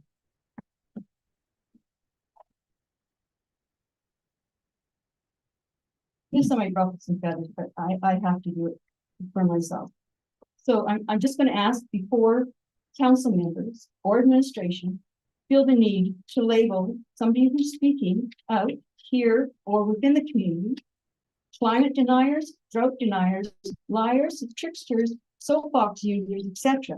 Have the proof in your hand before you speak, or be willing to provide it to the person that you will have just accused of being those things. That's all I ask. Just So can you say that again? yeah, you called me a climate denier and a drought denier and a few other things. I mean, it's all on your recorded council meetings. I'm not making anything up. You emailed me last week and said About 2 weeks in ago. February of 2024, you said the following. Yeah. I'm sorry, do you have any idea what you said in February 2024? Yes, because it was part of the meeting. You can go to somebody's, pull it up on your computer right now. I don't have that kind of spare time to be, but Someone tell you guys should really watch your own council meetings, because in that council meeting, Mr. Neal made a remark like people like Mrs. Wasdale. And how I'm not Mr. Neal. So you take things that I'm assuming. No, I'm telling you what you did say to me. I called was you a a climate climate denier denier. and a presenters, which I am. No. You said to you directly. I took it directly because I was a presenter. You said we have climate deniers, drought deniers, people using this as a soapbox. Drought denier is not a word I've ever used in my life, but yes, Go ahead. there are people who. It's okay. You'll who see might it have been. in another way. But I won't just apply asked- to it, so. I just asked that honestly, because it is being heard out there in the community. And people should be coming to this meeting. But as soon as somebody's not here, and you can spend 10 or 15 minutes talking about one person's presentation, and that presentation, I followed all the rules. I contacted the CEO, He knew exactly what I was gonna talk about. If it was inappropriate, he had the opportunity to stop that. No, I never would have been. So I just want you to know, I followed all the procedures. I meant zero disrespect. It was all simply about the SDGs, and my opinion on how Canada was doing it. Simply that, nothing more. And interestingly, Claude used the same comparison today. Small number of people, you're only a small group here. And how many times have people in this community and others who dared to have a voice have been called the fringe minority, less than 1%. And I'll tell you what, there's less than 2.8% people sitting at this desk. So we're not the minority. Just pointing that out. I respect everything you guys do. Whether I agree with it, it doesn't matter. I respect it. But I do get to disagree if I want to disagree, and I feel something's important. I think I should be able to address the council without being mimicked and laughed at the next meeting. This is just often happened just before I got here. My husband and I were out walking our dogs. We do down by the dam. Yesterday, he met a new resident from PEI, really a new resident, walking 2 pugs. She asked Randy where it was safe to walk her dogs. She said, I used to walk around the roundhouse, but I've been asked not to go there anymore. So I would suggest maybe it's time that it be fenced, marked, whatever. I don't know who said that. I have no idea. I just tell you, I don't know who said it to her. Could have been another dog walker. I'm just saying, I didn't want to. I know. You're saying she lied to Randy or Randy lied to me? I'm not saying anybody lied. It's not wrong information. Somebody asked Randy. We are not asking people not to walk the dog. No, but you have brought up. If anybody is walking their dog, we're asking if they could clean up after their dogs, because some of our guests are stepping in. If it's Sorry, that's the first time I heard that. So I've never. Well, because we are approaching people, or had approached people that were near the building and letting their dogs run.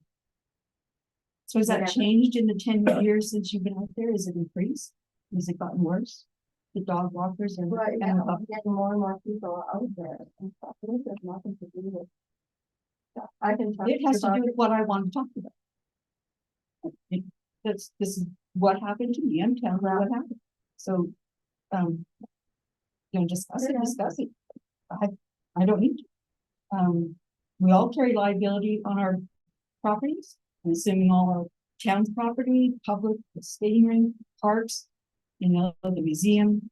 I don't think because one property that receives a ton of public funding can use the excuse of liability of who goes and who does not go on that property. Well, And that's it. I'm done. Thank you very much for listening to me. This private property, and we do have a liability insurance.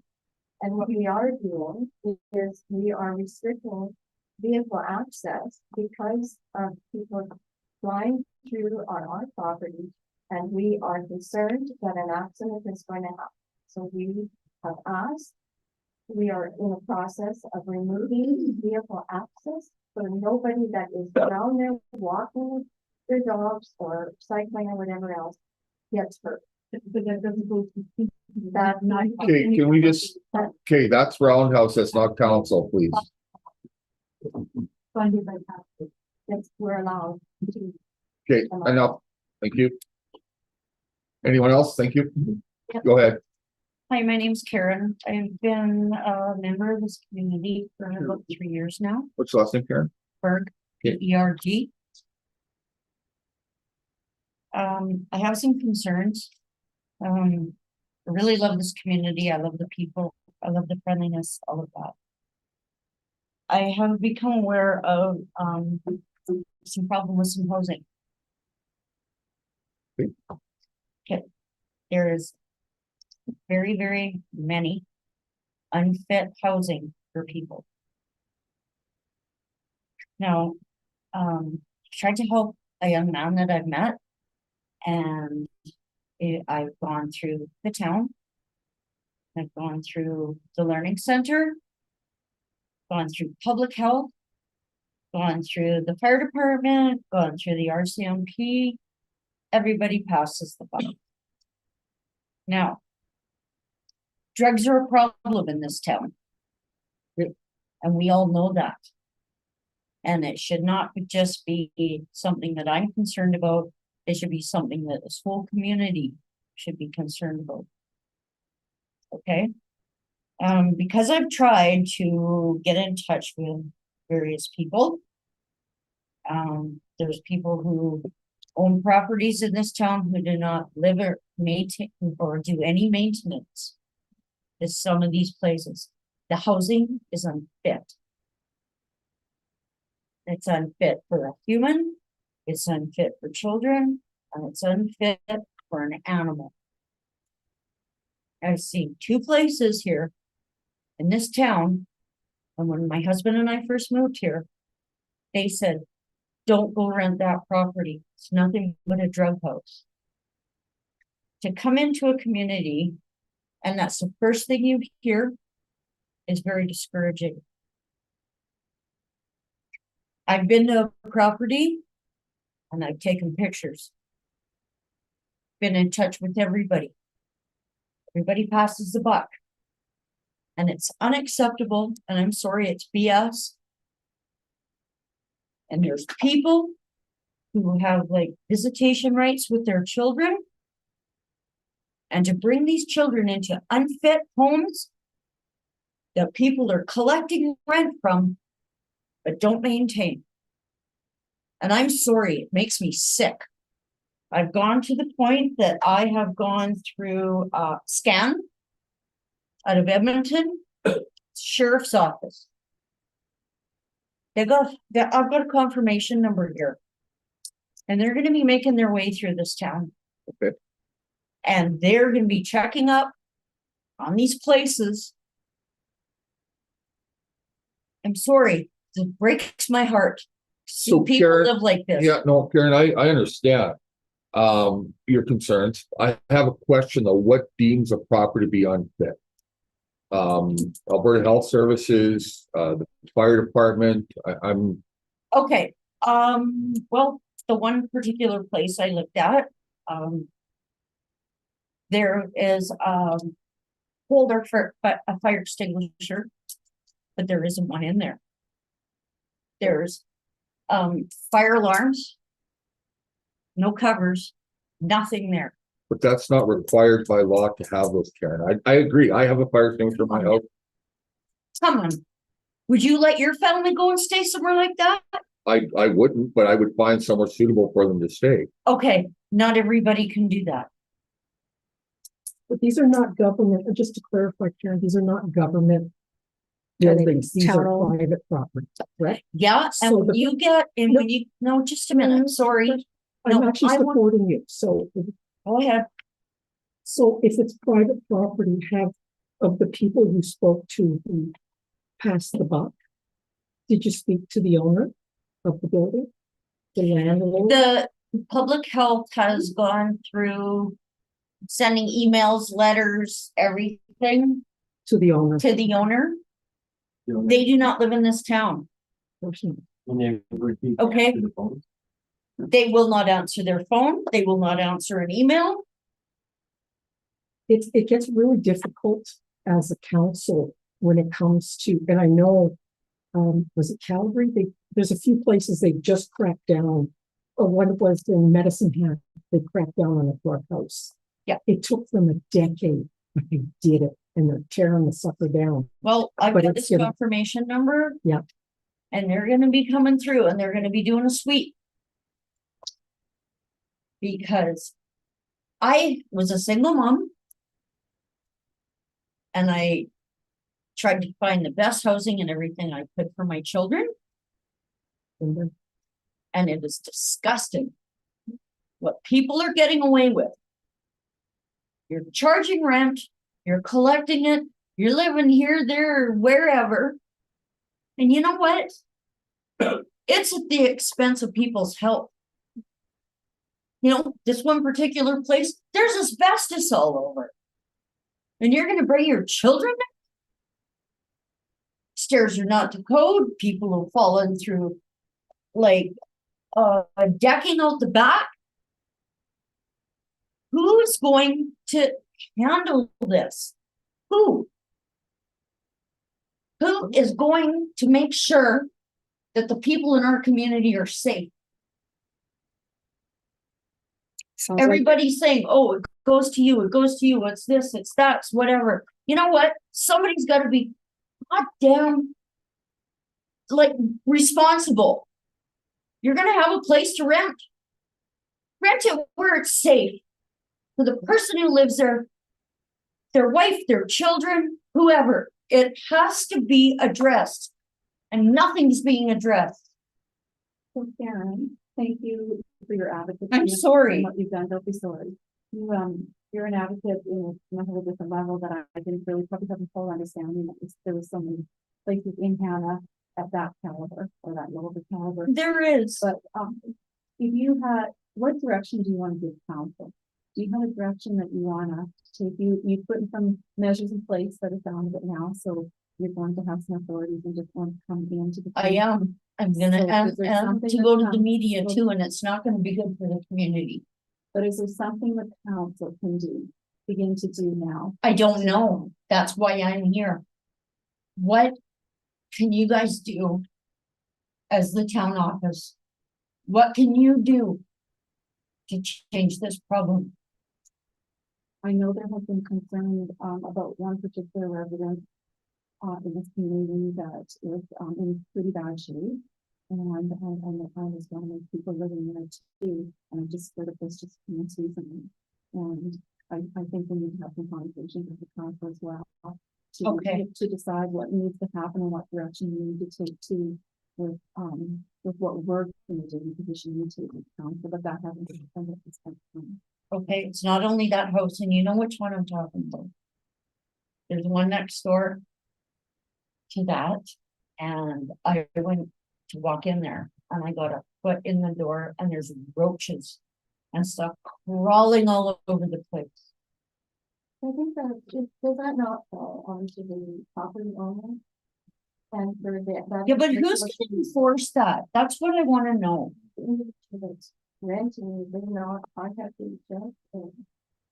Yeah, I think we want. Oh, you phone the public health service, you phone HAS, and you know what, everybody goes, oh, well, there's nothing we can do. And I'm sorry. But I think there's a limitation as to who can enter a private property. I was just, We can't just wander in. I know you can't just wander. And we also can't tell people who don't live here, you can't buy here. It's Canada. Anybody can buy a I property. know that. So again, hands tied. We can't, and this is Alberta. We do not want government running our lives. Isn't that why we're all here? That's why we're here, because this is not the place where, for example, in Prince Edward Island, where it's illegal to have your store open on Sunday because they control your life. And I don't want to see that. But as a single parent, I live in the basement of a church because my place burned to the ground. So I understand what it's like to be homeless. But it's still a very difficult, it's a delicate I balance. know it's a delicate balance, If but it's somebody has to step up and say, not only for these people who need a place to stay and live comfortably and safely, there needs to be some reinforcements. Has to be within the laws, right? So I mean, when the external property is unsightly or unsafe, I think there's parameters there that, you know, we can move on those a little bit easier. But when it's internal, like what was mentioned, we can't just go and kick the door down and begin to start our own investigation. So I know, well, this is why SCAN is like gonna come in and try and condemn these homes. So Karen, I have a question for you. I've never been in that situation, so I know when we rented apartment buildings as a manager, we fell under landlord and tenant act. So we had a complaint. We had a tenant at the time that had multiple cats, unbeknownst to us as landlord, as managers. We did find out they had, and then we ended up going through landlord and tenant act, and actually we got them evicted because of the condition of the apartment. So is that not an avenue for your advocacy. I'm looking for you to help me understand this better. What I'm looking for is for people who are low income to be able to find affordable housing that's safe. Safe?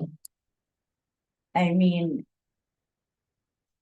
where I live, they're got like fire alarms and they test everything all the time and whatever. What about the people who just are dying to find a place to stay? And there's no safety codes. And I want to know why that's not being looked into. That these people can't even go to sleep at night and wake up and you live on a second floor. Oh my God. I don't think I can even get out and I might burn to death before I know there's even a fire. Like there has to be some regulations here. Well, there are safety codes and if they're being followed, but I'm not sure exactly how. But they're not being followed. Just Karen, please. I'm asking you to help me understand what we can do to help you. So for example, if there's safety codes that are in place are not being followed, we have a development officer for that purpose. Okay. So what I need you to do is if you feel like there are safety codes that are not being followed, please feel free to reach out to myself, any of council, or David Moore. He's our development officer. So if there's something that's not up to code, then we can do something with it. Okay. Okay? Because the stairs going up there aren't even a code. I went up, I was scared to come down. Yeah, and again, Karen, I'm not familiar with the property. Yeah. People that Come on, don't give me come on. I'm telling you what we can do and what we're prepared to try to do. So don't give me come on, please. No. I just want to see some changes. Yeah, and like I said, I've given you better for the community, drug activity, the stuff. So if there's drug activity, if you watch our last council meeting, contact the RCMP with names and residences, and they will deal with it. Hello, my name is Tyler. So I've been doing a lot of the calling between these people. So Tyler, what's your last name, please? McKean. McKean, okay. I first went to the city to ask about this. They told me to go to public health. Public health told me to go to tenancy. Tenancy told me to go to public health, and then public health told me to go to the fire department. I have lung issues. My lungs are compromised. All the elders in this room are probably going to outlive me by a decade or more. My house has asbestos containing vermiculite leaking out of it. The landlord's response to this, I know. This is a Canadian law that these things have to be addressed. He's been dodging public health, so nothing can be done from public health standpoint if they can't even get a hold of the landlord. What my thoughts are, because I've seen small municipalities create their own bylaws to protect their own people from things like this, because there's too many loopholes for people to escape these systems that are supposedly in place to protect us from poor landlords. This house, every time it rains, we have a likely chance of having a major fire because we have water leaking onto the electrical boxes in the basement. When I told the landlord about this, yeah, I know. I talked to a bunch of the old tenants. This has been going on for almost 10 years. This landlord has owned this house for over 10 years, and the house on the outside is still falling apart. This should be an issue to the city because this is close to downtown. This is close to all our major businesses. This is close to homes that people want to sell. This is devaluating property. This is also attracting all kinds of people. I'm literally sitting watching TV in my living room, had drug abusers walk into my house and grab a glass of water and a bag of chips out of the cupboard. Because the next door neighbor being sick, people started squatting in this property. Everybody thinks my property is abandoned. We can't even get rid of the vehicles on our property that they're sleeping in because the landlord refuses to do it. So our neighbors also are having problems with rodents because my landlord's suggestion is just leave the garbage bags against the back of the house, and sometime later on down the year, we're going to deal with them. We've got neighbors that come onto our property to take the garbage and remove debris from our yard because nobody else is doing it.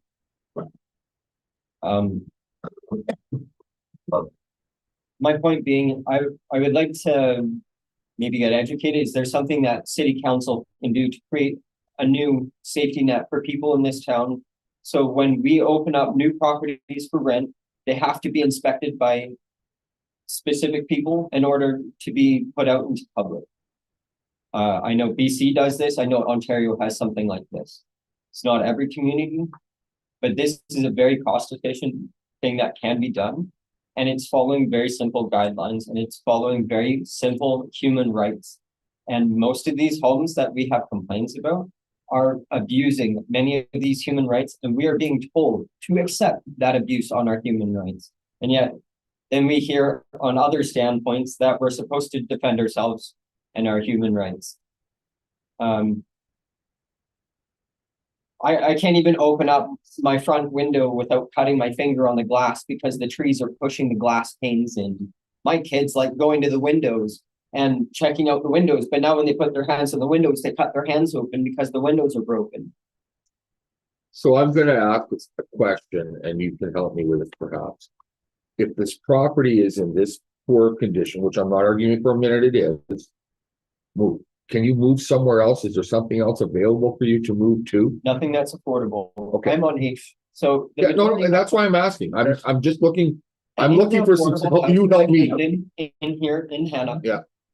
Be it a 2-bedroom or 3-bedroom place. Yeah. I've been refused because I have my children stay with me from time to time. Okay, They only want singles and couples in these 3-unit homes. okay. So the units that need to go to the people that need it the most are being given to people that don't need it or have access to other housing. So that's the housing authority doing that then, correct? Big country housing, you've been to big country housing, correct? I was in big country housing, and this is why I ended up in this house. My relationship fell through, and I was given I wasn't even told that I was going to be moving within the next 24 hours. I got a phone call from my worker that got me on H that I had to move because my partner no longer wanted me there. Okay. So again, that's certainly not a town issue, but why did big country housing not get you another place? I don't know. This is one of my issues that I've been having, trying to figure out why big country housing isn't allowing me in there. They have people that don't need to be in the low-income housing in this community. Be fair, and I'm going to ask you this because these people do not judge other people. I'm not That is absolutely I'm unfair. talking about 2-income families. You cannot judge other people. They're the same people that you don't want judging you, and I will never judge you. What I'm asking though is, the person running big country housing is absolutely fantastic to deal with. Yeah. Angela McGillian. Angela is my manager. Yeah, I have a history of stand. Okay. So have you gone to speak with her about trying to find, because the affordability factor of anybody on age, subsidized housing is absolutely imperative. They are checked regularly, they are maintained. It makes a big difference. The minute you go to private homes, the slumlords in Hanna, every town. And again, we're not a city, we only have 2,300 people. Which is why it shouldn't be hard to regulate this. Every town has slumlords. And there's a couple ways you can deal with them. One is to publicly humiliate them as often as you can. Throw it all over social media, and then people will know that's the guy or the girl to ignore. Again, big country housing, they're absolutely wonderful to deal with. But the fact that you had a relationship breakdown, you still have the right to having affordable home. No, I already got my application rejected. So big country housing. Yep. On the basis of? Never said. Yeah. No, they didn't.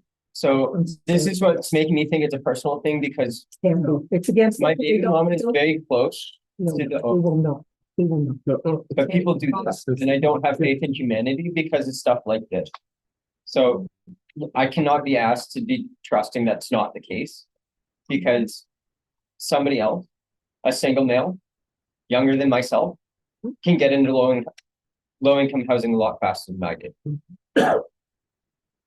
I was on the list before he was. So this doesn't make sense to me. And Angela has. Councilor Kroll. I sit on the big country of we had a meeting this morning. And already the particular situation was brought up or not. There was a couple that split sheets and the wife got to stay and the husband was sick. And the husband reapplied for a different facility to live in. And he was confused because he had damaged prior property. Like, I'm not saying this is you. No, this wasn't. This is what happens when your partner doesn't help you moving furniture around. I have failing body. He's doing fine. Yeah. He's doing. I have a failing body. I have sarcoidosis. This affects my joints. Having a partner that just sits around on their phone all day rather than help me move brand new furniture into the house, especially a 200-pound dresser, I have no strength to stop that from falling over. I have most of what I did around the house was almost beyond what I was capable of doing. So the fact that I wasn't even talked to about this is very disappointing, and it shows bias, and it also shows lack of judgment. Because just because there's some property damage does not mean it was all intentional. However, as somebody who's on age, you could have had a mover move that furniture. You have the right to that. And if your worker didn't help you, call their manager. Okay, so who's paying for this? H. H will not do that. Of course you do. I tried to get H to do that already. Then what I We couldn't get H to. trust me. Okay. Get a new worker and you'll be okay. I mean it with all my heart. I have family. I had to move a 200-pound couch across town on my own on a wagon because I couldn't get. And I spent all of my money on that property and I legally got kicked out without due process. I spent $1,400 on bills, and less than 2 days later, I find out that somebody's gone and found me a house, and I had less than 3 hours to make a decision whether or not I was to leave my home. That I paid everything into. And I'm sorry you're struggling so much. I hope you find a way to help. Yeah, so I'm gonna cut you off, you've got a 5-minute retirement, we'll Yeah. give you way more than that, so. my apologies. No, don't apologize, buddy, it's good. But basically, you've kind of answered a couple of questions as to why you were asked not to, or asked to leave because of the damage and why you haven't been given another property. That, to me, if I'm a person that owns a house and damage is done intentionally, unintentionally, whatever, I'm probably not going to be really responsible for letting you back into another piece of my property. Do you understand that? Yeah. Okay. So what we're going to do though, for you, is again, we're going to try and reach out to Aish again. Mr. Sandra Murphy will point you in the right direction and help you. Okay? Thank you. Okay. Thank you very much. So if I can have your contact before you leave, I'll be in touch with you and we're gonna Awesome. see what we can do. Okay. Thanks, man. Thank you very much. so much. Thank you, everybody, for your time. Okay, anyone else? Go ahead.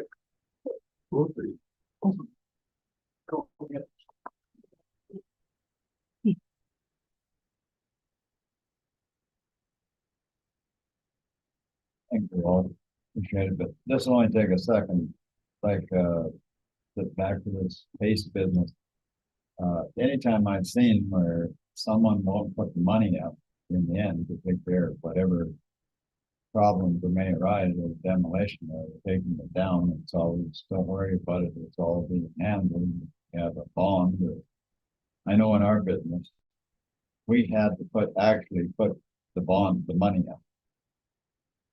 Canadian parents, every one of these people that you talk to, it's always, don't worry about it, it'll be all taken care of, and there's a whole bunch of money left over at the end that you can have. I really hope that you take this into consideration, let him have all the money in the end that is left over, as long as he puts his $30 or $40 million up front. And let you folks handle it, you know, put it in the bank account, do whatever you want with it, but there's shortfalls, there's the money to take care of. So, Okay, thanks. Go ahead.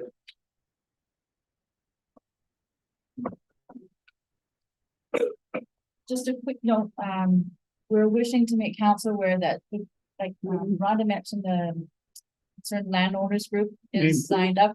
The landowners group has been signed up for the town of Hanna. We've got a landowners group ready. He's asking you to identify yourself. Yeah. Carol Carolyn, Lancaster, right?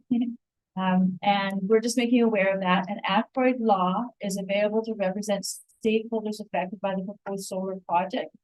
So we have a Facebook page entitled Hanna Log, L-O-G, and it's currently available and contains the questionnaire that you can answer for Ackroyd Law. Okay, and there's also information for Ackroyd Law on there, contact information. And we are also putting up another website called hannalog.ca so that people can go there if they don't have Facebook. So on that one, we're making videos that tell people what to do, what's all happening that we can figure out. And we're hoping that that will be a resource that might be good for council not to spend too much time getting stuff ready for that. So we're hoping that we can get the community to move forward as a community, expressing their views and concerns to AUC as we need to move forward with our project with PACE. thanks, Carol. Anyone else?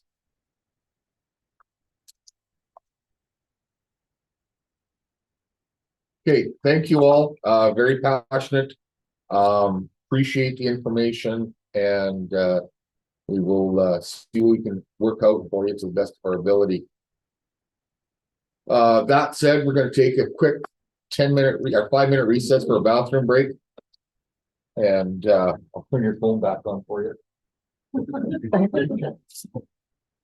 You need a motion to go in recess? Just so I can mute.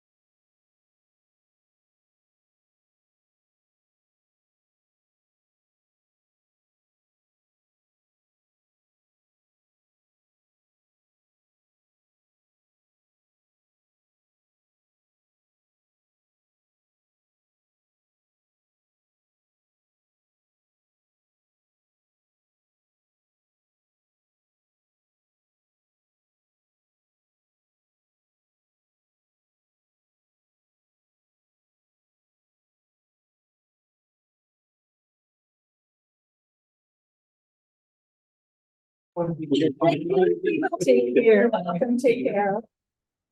Okay, we'll call back to order at 8:03.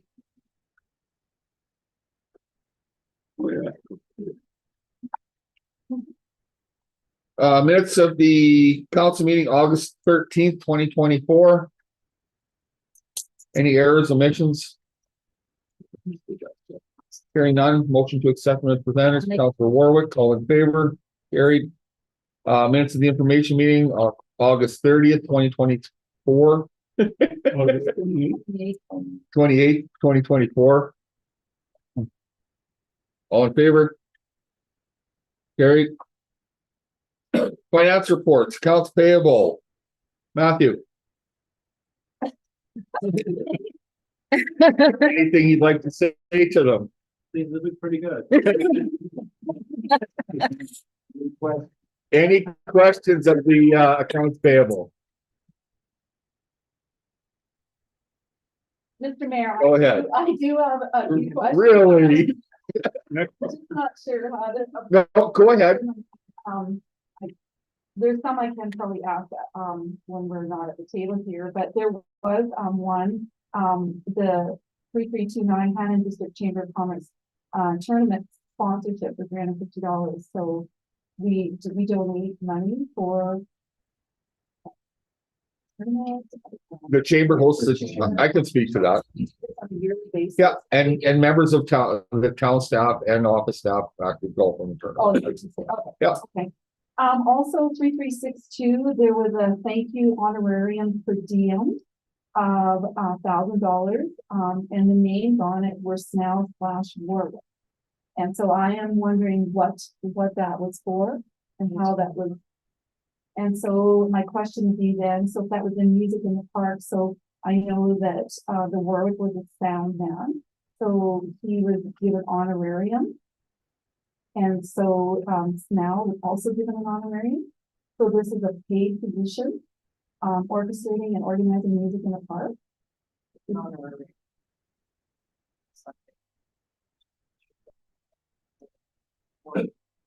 Getting the acts together in the contract. Okay, and so where's that money come from? Is that through grant dollars? Is that municipal dollars? Where does that money come from? And so is this an advertised, because we're paying, this is money that's being spent on wages and on the rents, is this an advertised position? Because I've never seen it. So we just appointed somebody to do this and we don't advertise it? It Since it was, started. yeah, it's just a thank you gift, basically. So every year then we just, we don't, because it is money that comes from the municipality, we don't put it out to the community, we just, we can do that. Well, I just think it's due practice. I mean, we have some other practices in place, and I could name a few of them that have come to my attention most recently, that we just, in the past, there was a motion presented at council table to support certain entities with money, municipal dollars, taxpayers' dollars, whatever it is. And it's just been an ongoing practice with, I just feel like there's some lack of accountability there. Just because we've done it once doesn't mean it should be ongoing. I think it has to, I think it's something that we need to look at and address. And there'll be others that, that I'll bring up in the near future. Because I think they've been for us some amount of time, and I'm not sure that it is that practice that we're seeing in the past.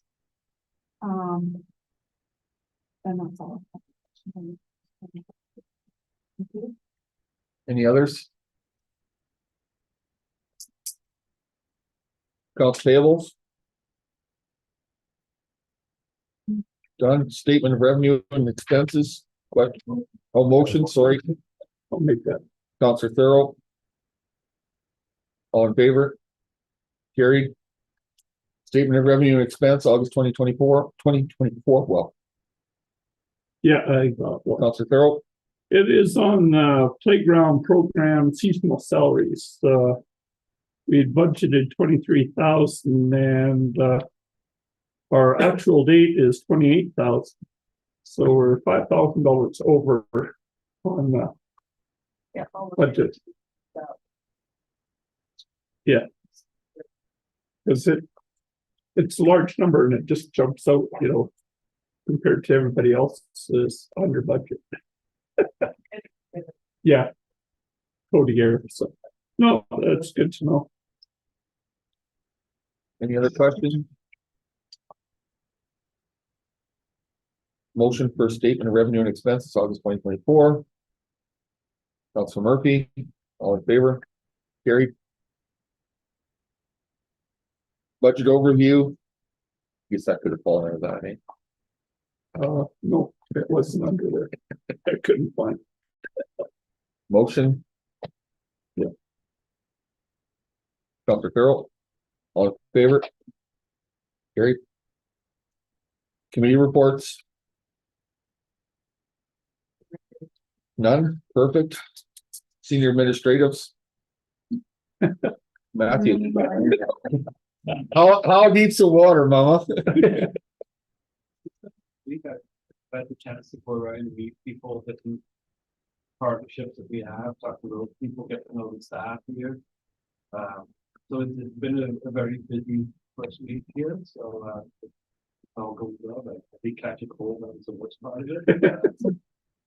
A lot of people have offices and I'm worried.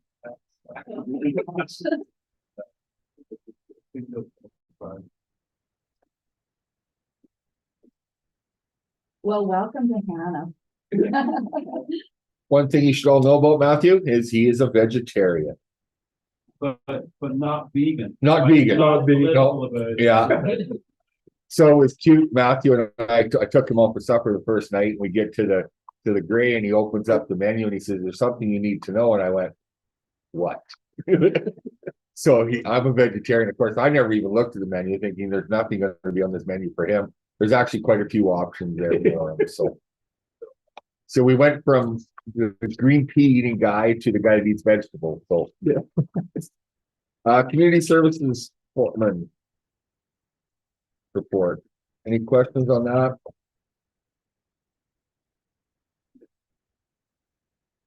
I just wanted to ask about how our seats are going for the arena. Did we get? They haven't arrived yet. Oh, okay.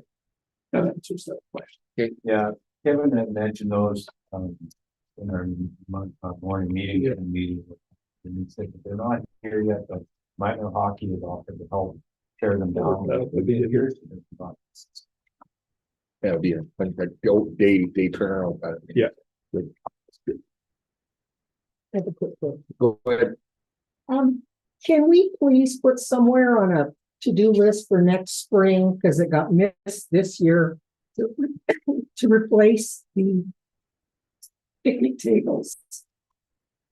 Okay, my throat now. To replace the picnic tables near the splash park, because the seats are like this and they're completely destroyed because they were made out of a piece of crap plastic. Wes and I were driving by them. What? Yeah, and I brought it up in the spring because my kids, the grandkids have their birthday parties there, and there's 3 or 4 of them every year, and it's so much fun. It's a great park, but they're just absolutely ruined. Now, whether or not we could just replace the seats with wood slats, that might work, but I'd really like to see something over the winter so they're ready for next spring. Please and thank you. That I don't know. I have to talk to Kevin. But Kevin's on course now for these 2 days. Okay. He's at conference that he's on the board, but I'll mention it to Eric. Thank you. And I'm sure Eric can look That'd be great. They're No, not. that's fine. They're the new steel bond. And the frame is in great shape. My son and I went, looked at every one of the frames are in great shape. It's just I think It did. And but little kid can't even sit in the middle without the whole thing bowing. So I think Eric take one. thank you. Thank you. Director of Business and Communication. Thank you. I have a couple of things. Usually I don't have anything to add or update you on, but we spoke about the non-statutory public hearing being on the 16th of September at 6:30 or 7. So I wanted to clarify that timeline so that I can reflect that correctly in the advertising. I have been saying 6:30, but not just a little bit. It's not too late to make it 7 if council prefers 7. And we purposefully did not set a location. I just thought we would maybe gauge the interest through the survey to see if it was going to be enough people to see if we would need to book the community center or a larger space, or if we could use this room or the Lions Hall. Or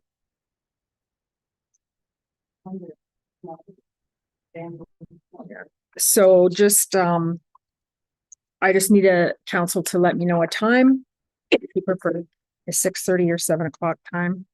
6:30. 6:30. Okay, I have library board at 4:30, but no issue there. you can make that work. Oh, yeah. Okay. There were, I mean, as you know, our sound system is less than perfect.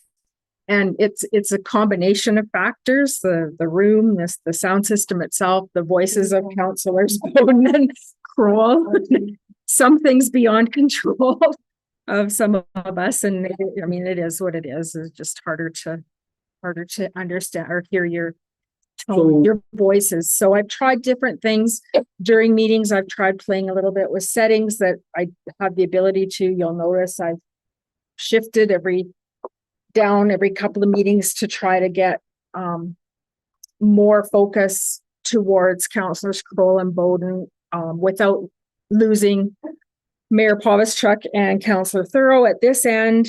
So far, so good. But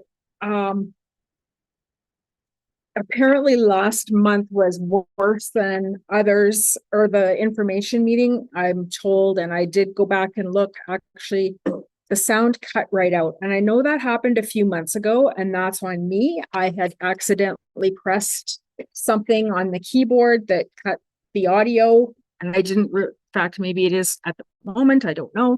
I didn't realize it until, 10 or 15 minutes later.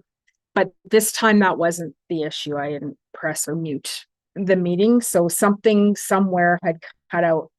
I usually try to make a point of having everything unplugged and turned off just before the meeting starts so that it's fresh and that the glitches should be hopefully worked out. And I know that was the case with that meeting, that those complaints came in. And I'm sorry, I'll try to speak up a little louder. I feel like I'm yelling. And you're not. I really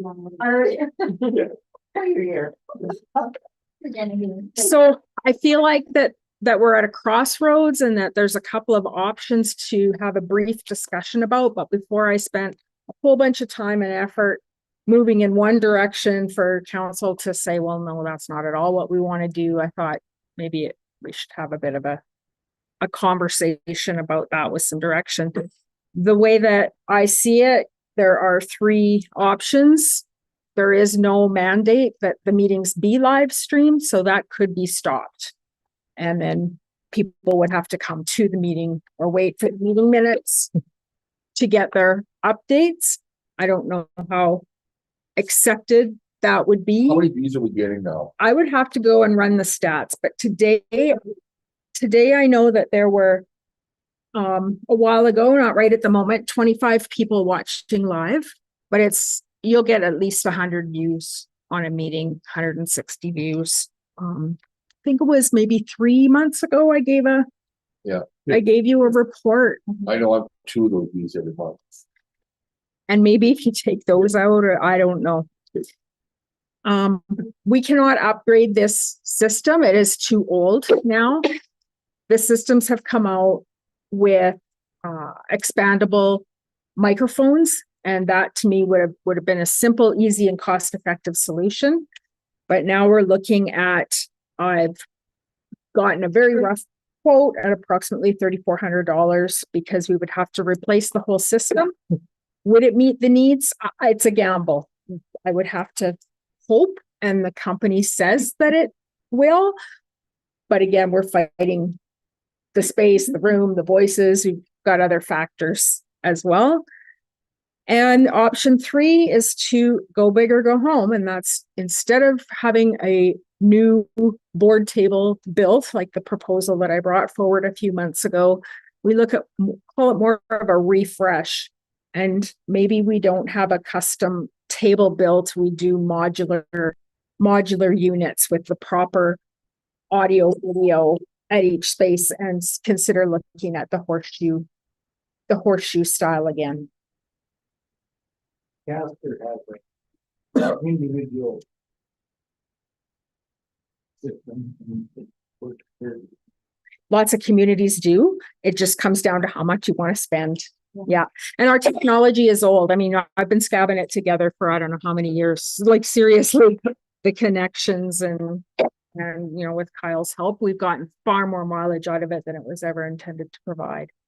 But I think the last one, that the proposal that came through, the price was just way out there. That was just for a custom board table, and it was for wood to match this, and it would provide stations for each person that would have a door and a cupboard. Probably not unreasonable considering the quality of the piece of the furniture for the number of people that would be using it on a regular basis. You probably wouldn't get it any less anywhere else. But do you need that? Well, that's the thing. What is If you go to a table, you're probably gonna have open fronts, so you'd have to be really careful for the ladies wearing dresses, and you'd have cords that couldn't be hidden, and yeah, so all things to consider.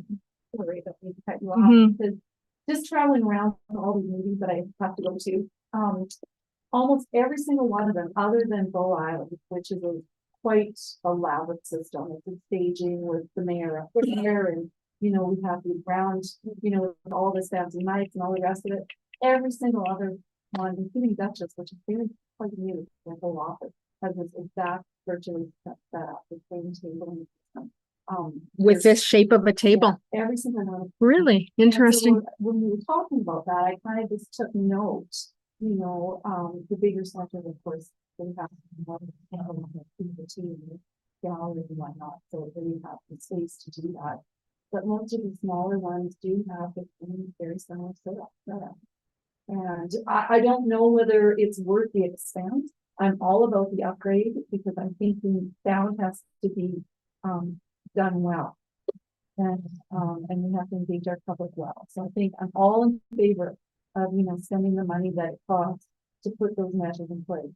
But as far as the changing the table out here, I'm not going to necessarily garner my support to $10,000 to put a new piece of wood or single piece of wood or table or whatever.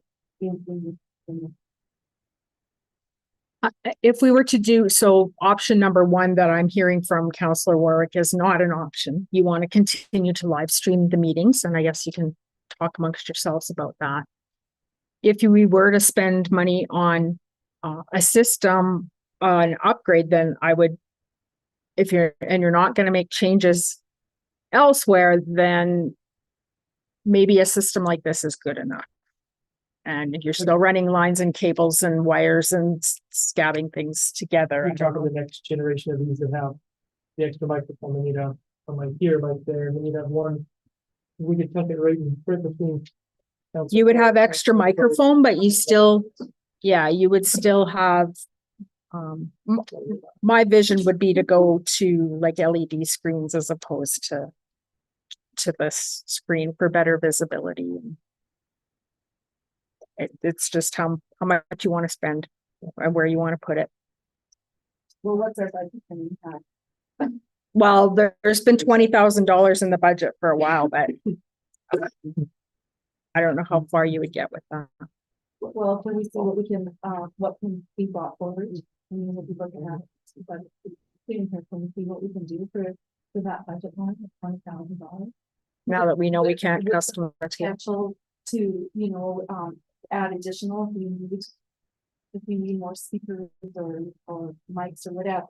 I mean, lots of sound systems are, you know, not a professional at it, but I know you can add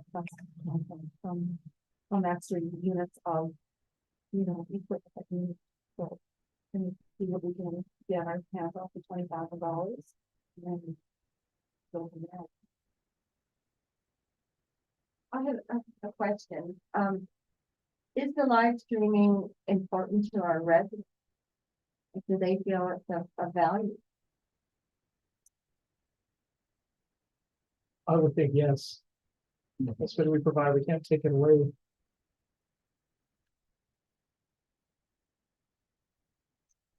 I think if you weren't able to provide that service, you definitely have to let our public know so they could be present here. And I mean, our gallery was pretty full tonight. I mean, I would venture to guess how many would come on a regular basis. They're not all like missing more. I think it would be missed, and perhaps by looking back at the numbers that I had provided, there's no way of me identifying that 4 or 5 of those were from the mayor himself, right? But I can tell you that there's 19 watching right now. One of them is me. I'd like to know what I'm allergic to in the air. Every meeting. You never had this problem when Council Camping was here? Yeah. I think it's filed. Sadly. What about, and again, I've watched several other council meetings. I see a lot of them have a microphone system where they can tap in, tap out. And I love that idea, and that's maybe a direction that I would have liked to have gone if we'd have had a custom table. Yeah. Without it, it's going to be more cables and wires and things to hide, and where do you put them? No, And no, maybe there's, yeah. and maybe that type of a table is out there. Maybe what I have in my head isn't all there is available. I don't know. I just feel like a modular system wouldn't have, the only benefit a modular system would give you is the shape, because it wouldn't look as good, but I could be wrong. What did the school board go So through? I can take a look at some options. Because they redesigned everything at school board. But they don't live stream, so I don't know what. We did the U-shaped table. Yeah, Were no more beneficial in my No. opinion than having this table. Yeah, it posed other problems actually, having a U-shaped table. With having, when you have U-shaped tables, so you sit people in there. No, And no, your gallery. There was some other issues with the table afterwards. And I mean, those are hard to identify.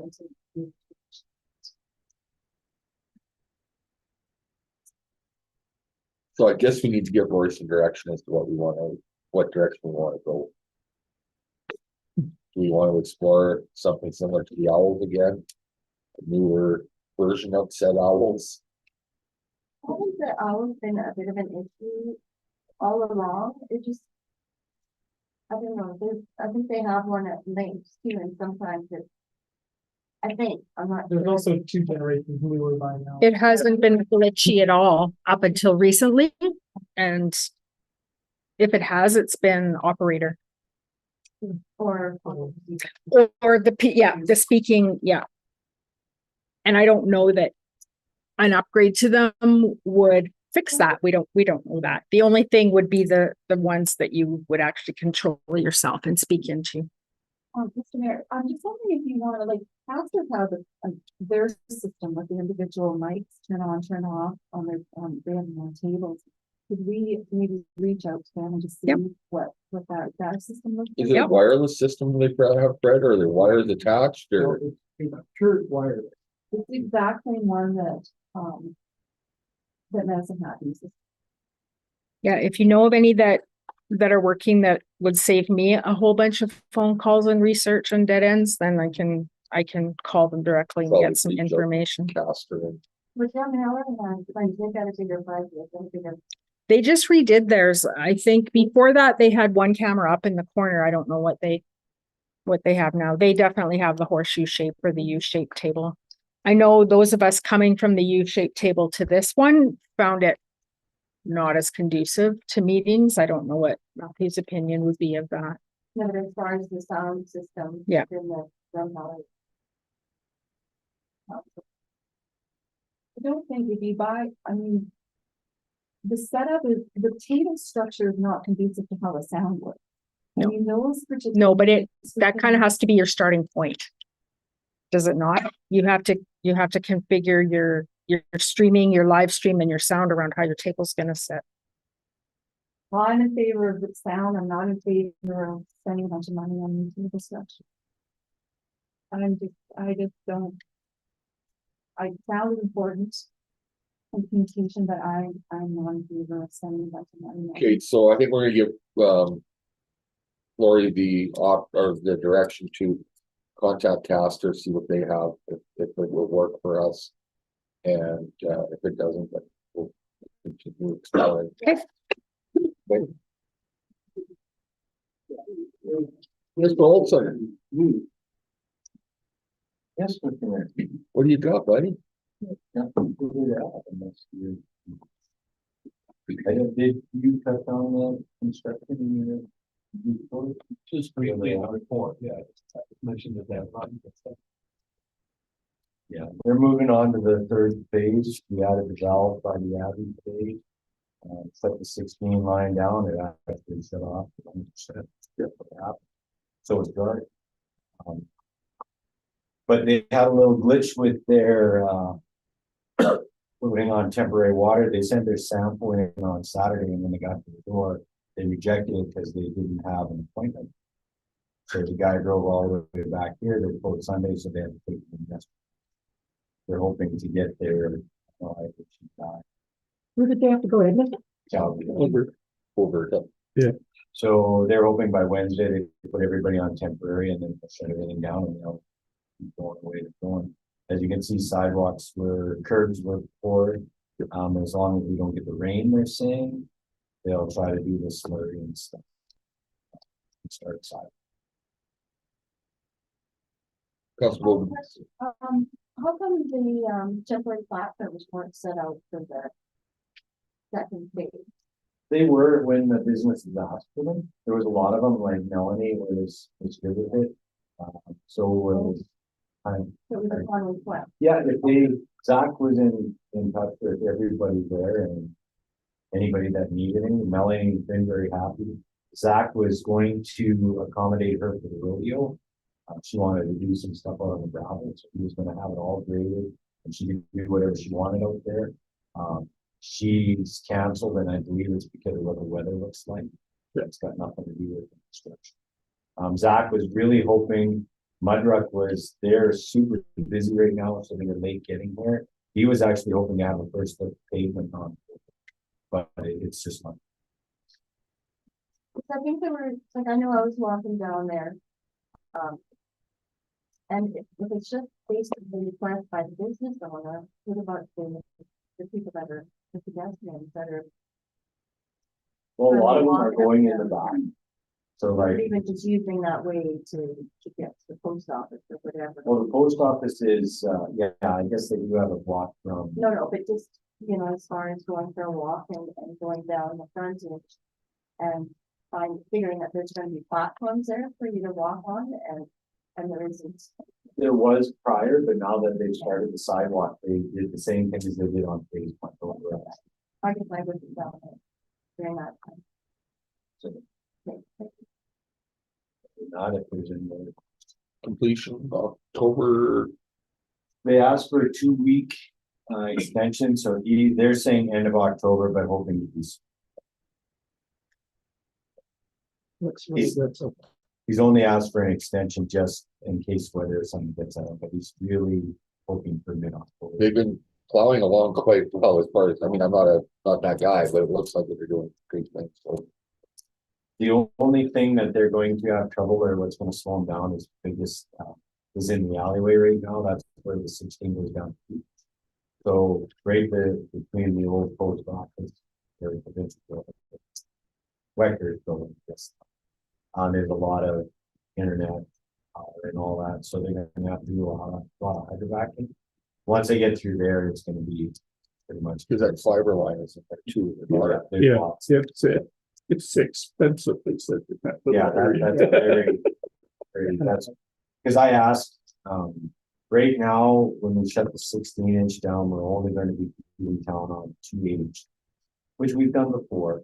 But if we had a major fire, it will put a lot of stress on.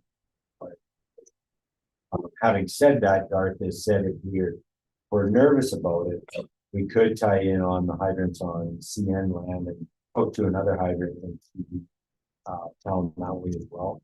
But just so I was gonna say, not that long ago, but I've been here 18 years, so 12 years ago when they did all the work at the water treatment plant, we fed the town with 2 8-inch lines anyway. But I did request that Zach focus to get that alleyway done up so we can send water back to the west. And he said it, with all the lines and stuff, it's gonna tell me a week. Hopefully you can have it done in 3 days, but that's how much stuff it's gonna take here. Better err on the side of. Yeah. Any other questions? Perfect. Get a motion to accept the senior administrator official report. Council Warwick, all in favor? Carried. September council information session cancellation. Missed. What else I did? Yeah, 9.02. Oh, no, sorry. That was me. My apologies. I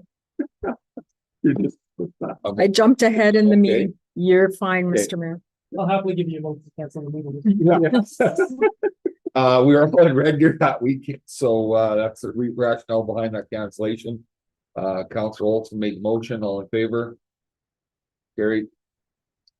9.02 taxation report. The last property we had was going to go up for auction yesterday, was it? Yeah. Arrangements have been made for payment, I believe. And so we didn't have a sale. So another, which is awesome. People were just struggling a little. Yeah, so it's I nice. talked to oh shit. Who did I hear talk?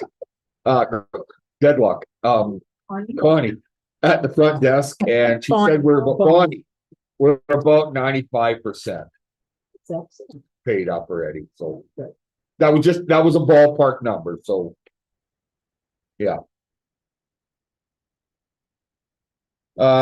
Next 9.03 community motion to accept taxation report. Councilor Bowden, all in favor? Carried. Community Foundation of Southeastern Alberta Declaration of Affiliation Qualified. Ooh, what the heck? Johnny's, an agents agreement between the town of Hanna and the Hanna Community Guard. Discussion. Motion, Councilor Bowden, or question? No, I just make a comment. I think that's a great idea. If you don't have your charity designation, then you need somebody that's going to step up.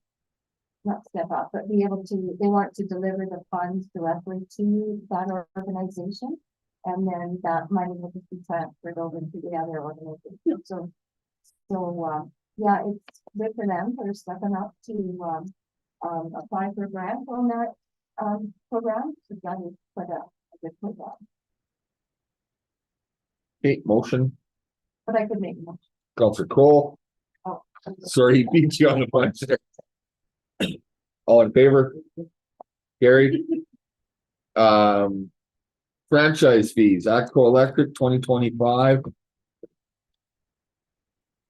We are currently at 7.5, I believe. Is that correct? With that was 7.5. 17.5. I don't want to see an increase. I wouldn't mind seeing a decrease, but with the additional construction that has been kind of on, two extra houses, but I don't see we can take a decrease. Ultimately, it's, as we've said before, it's a form of taxation. They go through the general revenues, and without increasing the tax, I don't see that we can. Personally, I don't think we can cut any deeper than we are. My opinion. Any other discussion? I think in comparison, when you look at some of the comparables, like some of the communities, it's excessive. Like, you know, smaller communities at 30% is shocking. That, you know, and it seems like, you know, on my, when I look on my electric franchise fee, about $12.31, which seems minimal.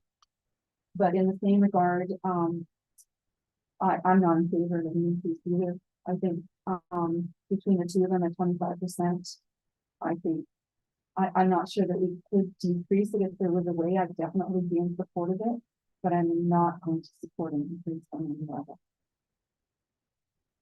Councilor Cole, you're nodding your head, you support that?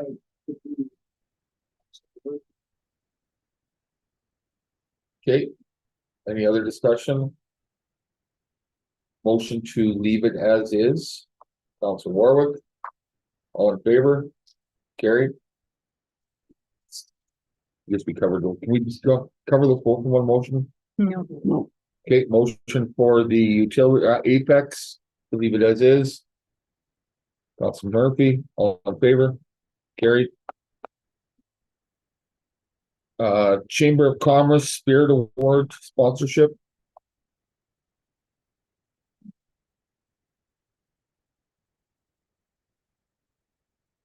Discussion. Are we just supposed to, are you taking a head count on who's going to connect to that this year, or what's happening here? Motions for the. Spirit motion is to support it. $300. Only motion support. Motion, Councilor Thorough, that we support the chamber on the Spirit Award. Discussion. They have difficulties getting nominees for that? Because I noticed that they reminded people. Yeah. Is that a tough one? There's a couple that are a little bit tough, and I think maybe Councilor Bowden should speak for her. She's the chamber representative. Okay.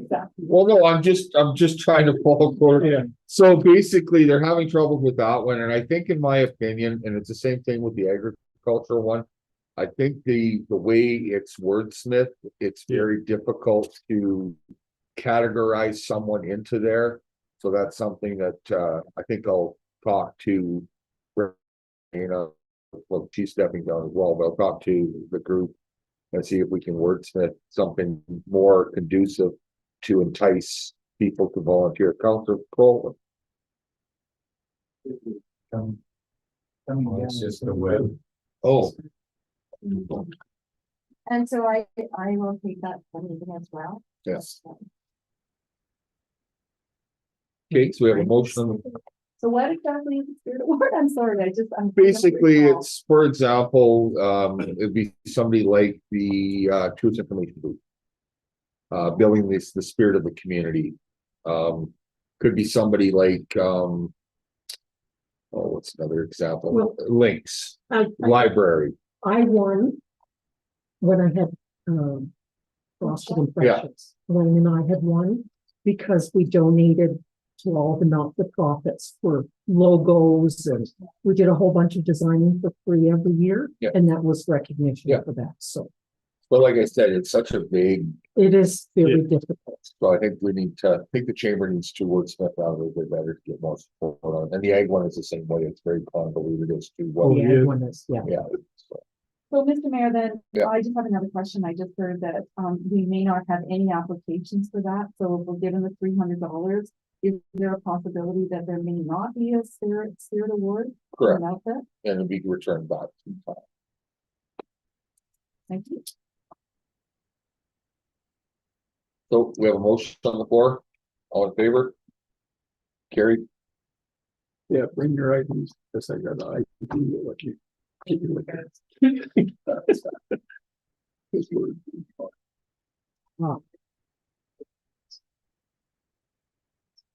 We're working the bar, so I'm already going to be there. Yeah. The chamber business awards. Yeah. I'll leave it. Thank you. I got great.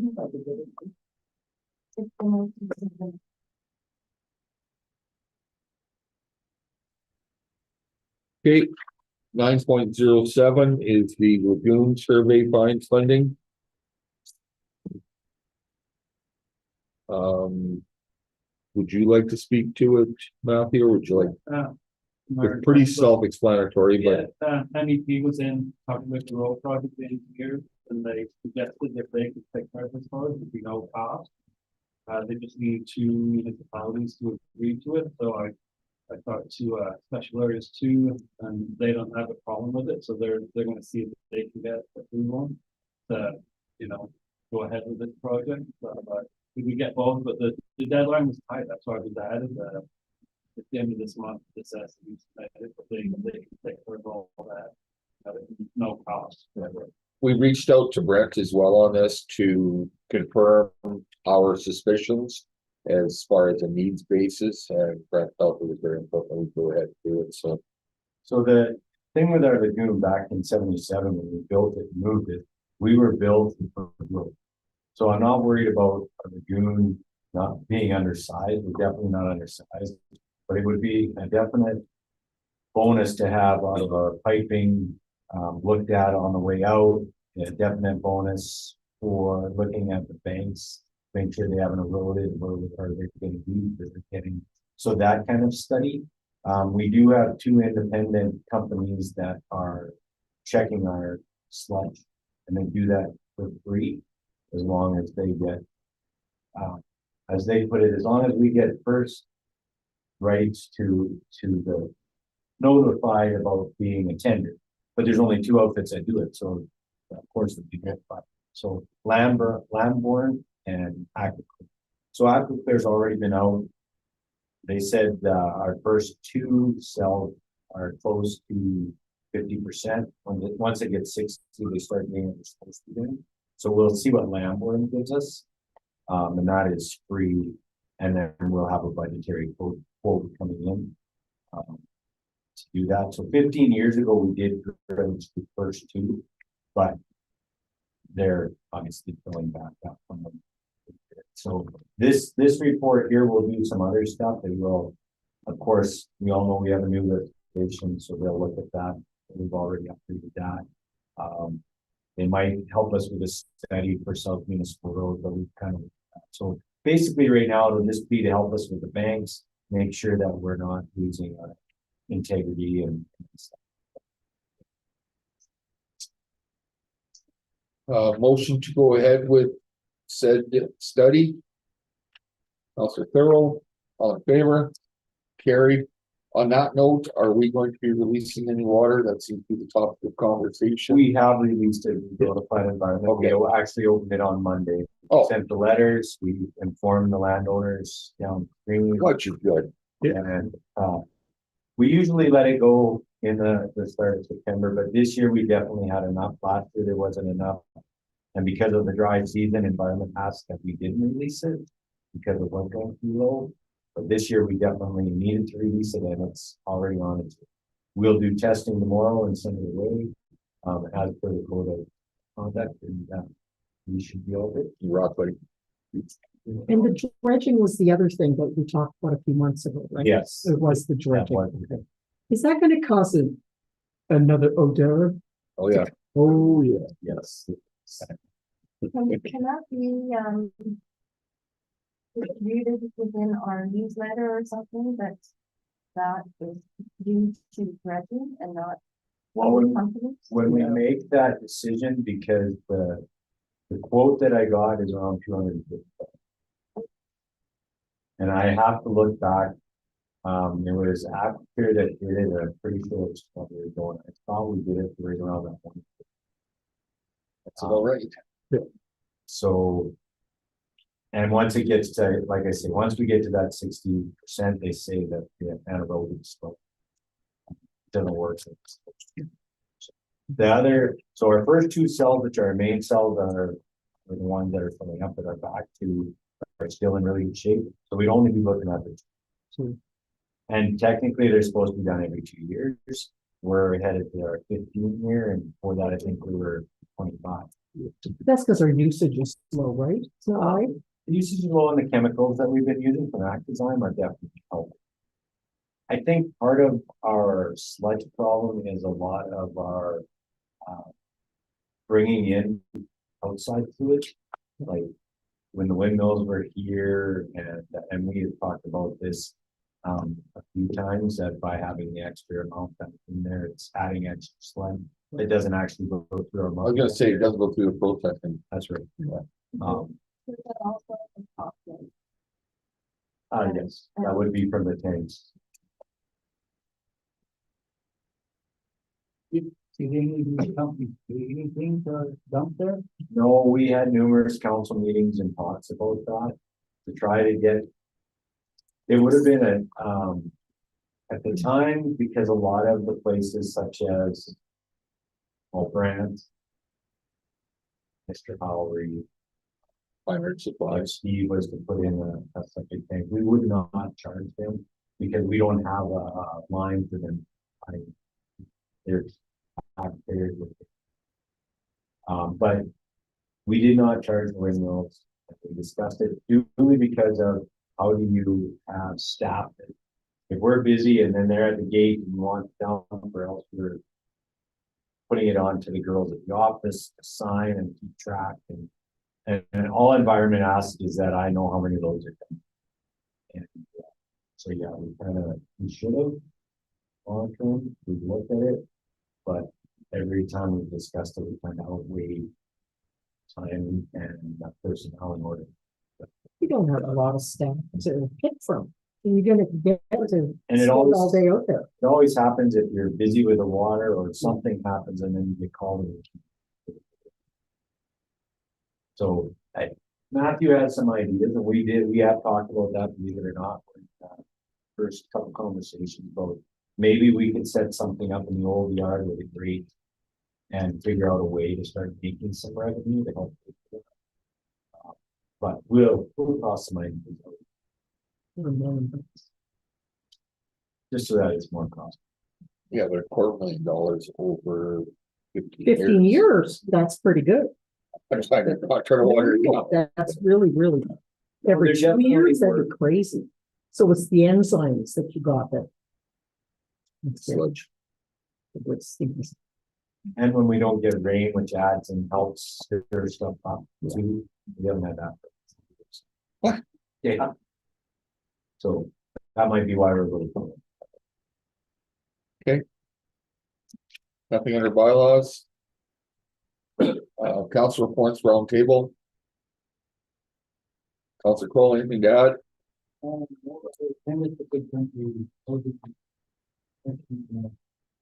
Meeting this morning. We got 3 vacancies and actually 4 vacancies in Stereo. So they're running an ad in morning and echo. Everything in Hanna is full. We got a waiting list.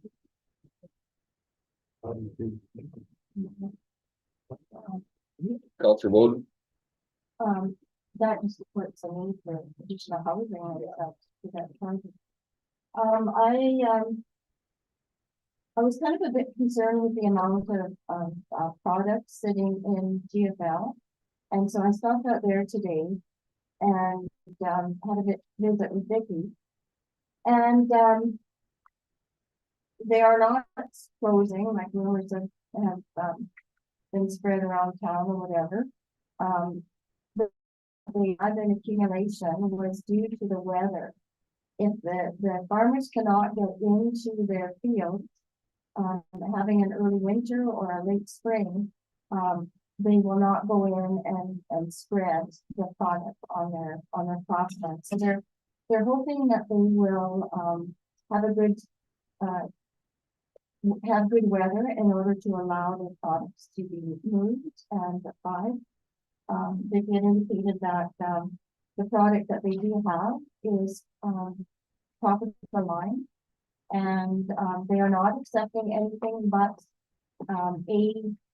A-level compost.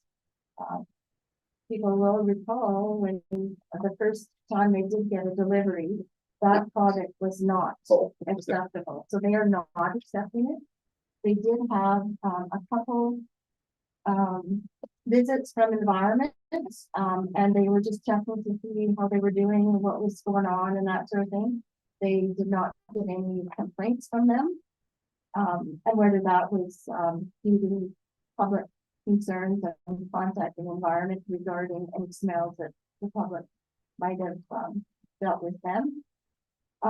She also indicated that they are, in October, they will be investing about $250,000 for a wind fence to, for the north and the west side, hoping to cut down on some of the dust that may have been flying around and that sort of thing. So $250,000 is no pocket change. So they are definitely investing into their facility more to address concerns that have obviously been public concerns as well as their own concerns.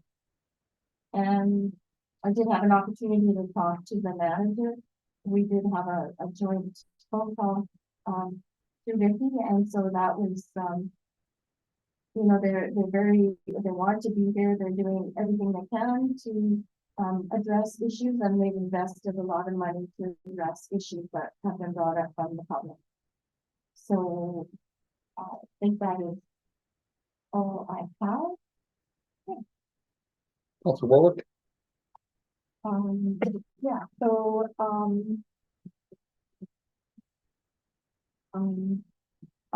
we have our general meeting, our community features in Tennessee on Thursday morning, our general meeting at 9 o'clock, and we have our AGM at 1 o'clock that day.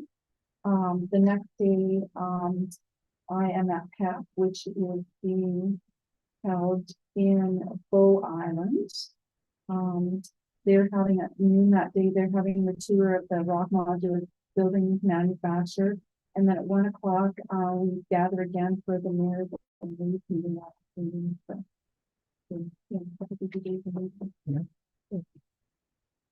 Councilor Olson? I have nothing further to add, your worship. How's your golf course? Did you survived the drought? Yep. Yep. The typical date is September 15th. Staff stick around and they'll open a little longer with the original 9 signs, roll lines and everything they can. So I don't know what the target date is right now. That's where it sits. How did their maintenance shed turn out, Kevin? I know there was some mention of some cement problems or. I'll be Kyle for now. Or Kyle, sorry. I'm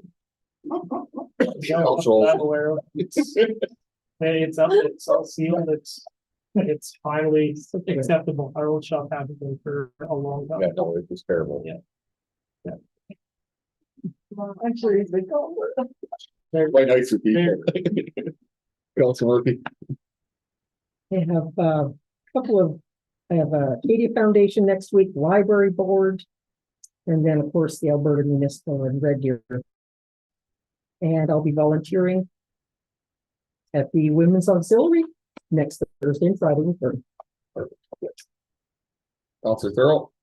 We had our community service board meeting last night. It was sad to hear that Nadine Woods had in her resignation to sit on the board. So our next meeting is in November, so we're looking at that date to get a new chairperson. And like welcome everybody down to the rodeo breakfast on Saturday from 8 till 10:30. The Hanna Elks will be supplying a breakfast. Where it's at the rodeo or at the arena. Oh, at the arena. Yeah. Is that inside the? We're going to be outside, but people get to sit inside. And if it rains, you're moving in. Yep. Yeah. Yeah, we're going to use the grill there. No, and we'll be doing the hospital auxiliary next week. So. I've got a busy week coming up. Matthew and I are going to go and sit in the community awareness meeting tomorrow. So everybody get a chance to pick on Matthew a little bit, and then the then on Friday, I've got the Philly cook-off, the judge. I also have the rodeo queen speaking engagement that afternoon. And then Saturday, if you want a good giggle, I have been coerced into a pie eating contest. What's that? Well, the pie eating contest, this is my first year for the pie eating contest. So I did request blueberry, because it's my favorite. Yeah, well, Ross did it every year, and I think that was, unfortunately, I think I may be his replacement. Which is okay. Big shoes to fill. Yeah, big shoes to fill. But yeah, so, and then we've got our mugs meeting in Drumheller the following week, and we have a 2-hour presentation on the Adderley Dam project. So we're looking at a secondary dam. We've been looking at a secondary dam since I took over from Councillor Campion, and it seems to be coming. Originally, it was one of these things you kind of roll your eyes and go, yeah, okay, whatever. But we've actually got a site pick now. We've actually got some funding from the provincial government for it. So we're actually having a 2-hour presentation on the new dam site and what it could mean for us. I suggest we put it at East Cooley, and we had a natural decompression in the ground there, and the CEO of Drumheller didn't find that humorous at all, but I thought fill that big hole up would be perfect, right? But they didn't appreciate my humor at all. When we realized I was making fun of Drumheller, then he was okay with it, but initially he wasn't. So, but yeah, the Adderley project is going, it's moving along relatively slowly, but I mean, as we did the tour of the Acadia Valley and Buffalo water irrigation project down there, it was tough to get your head around something that we're working on now that's going to affect people 100 years from now. So, and the Red Deer River is in good shape again. We've got I attended the Henry Kruger meeting, and we should have our reservoir back up to full here any day now.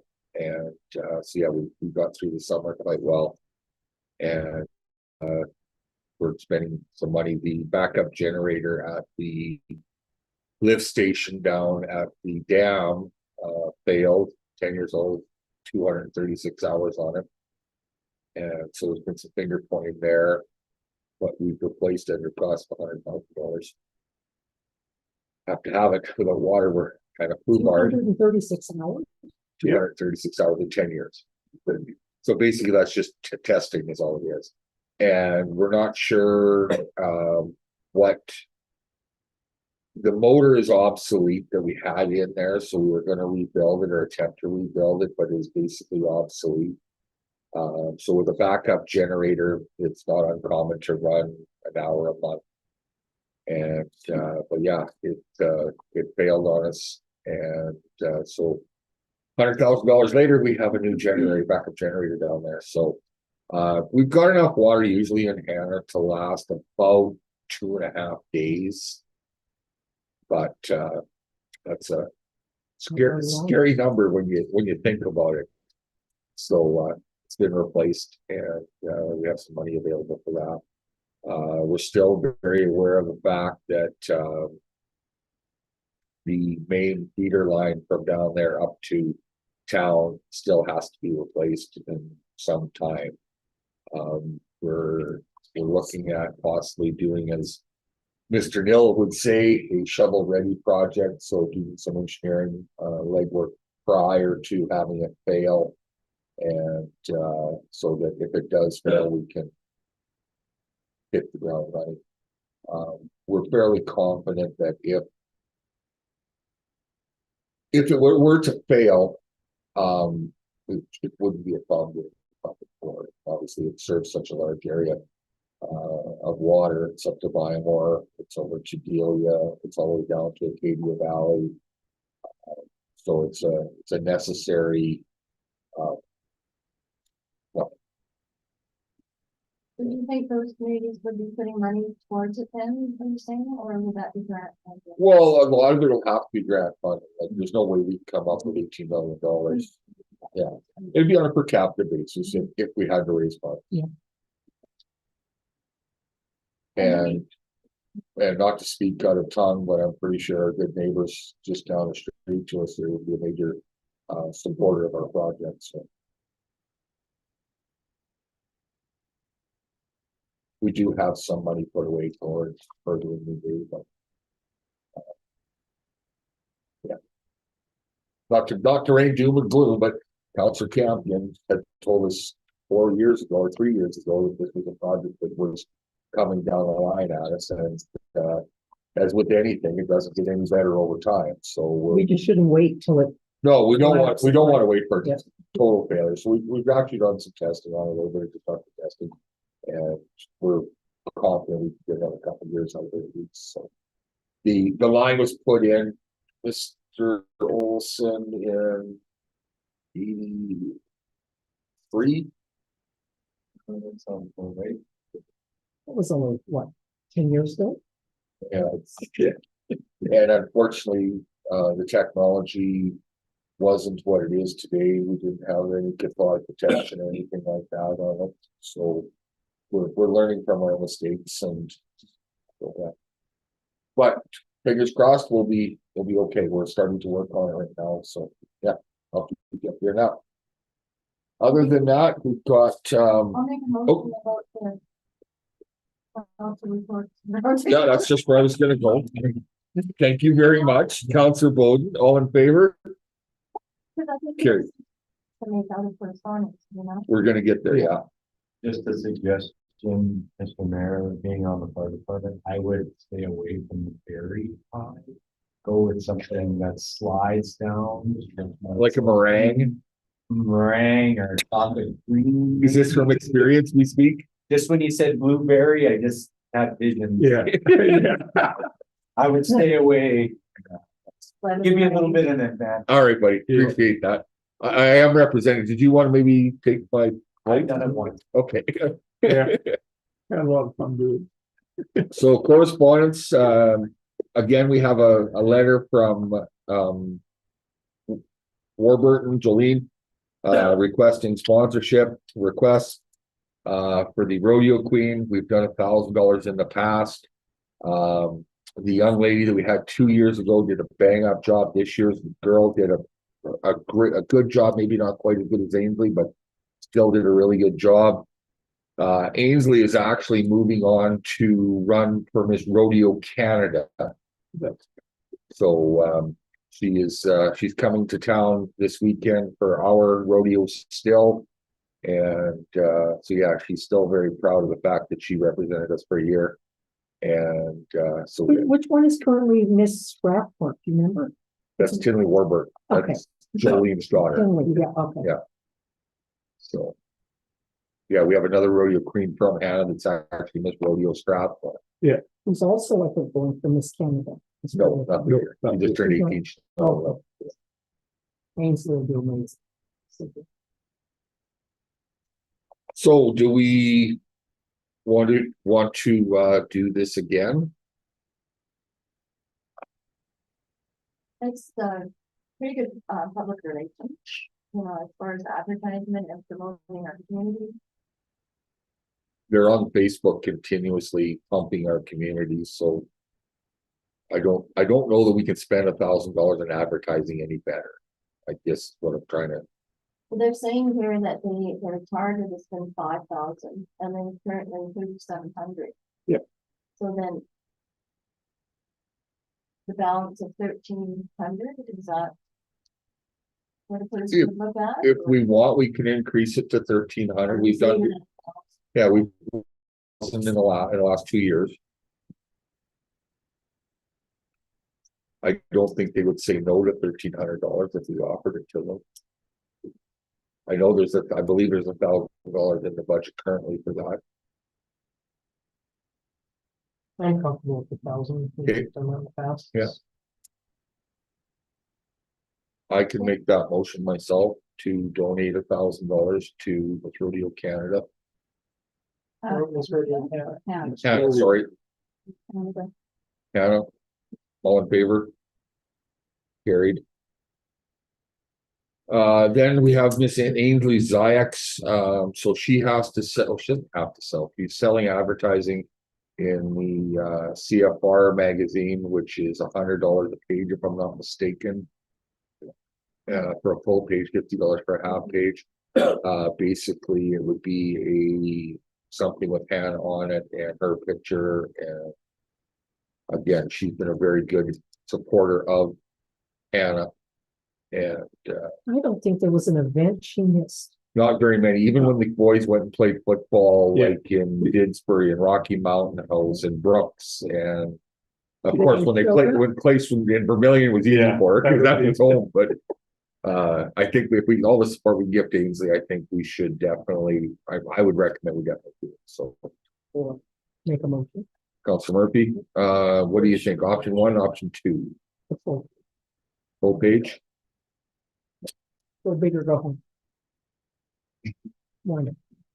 Any questions? Like I said, Ainsley's done a bang up job for the town, so. All in favor? Carried.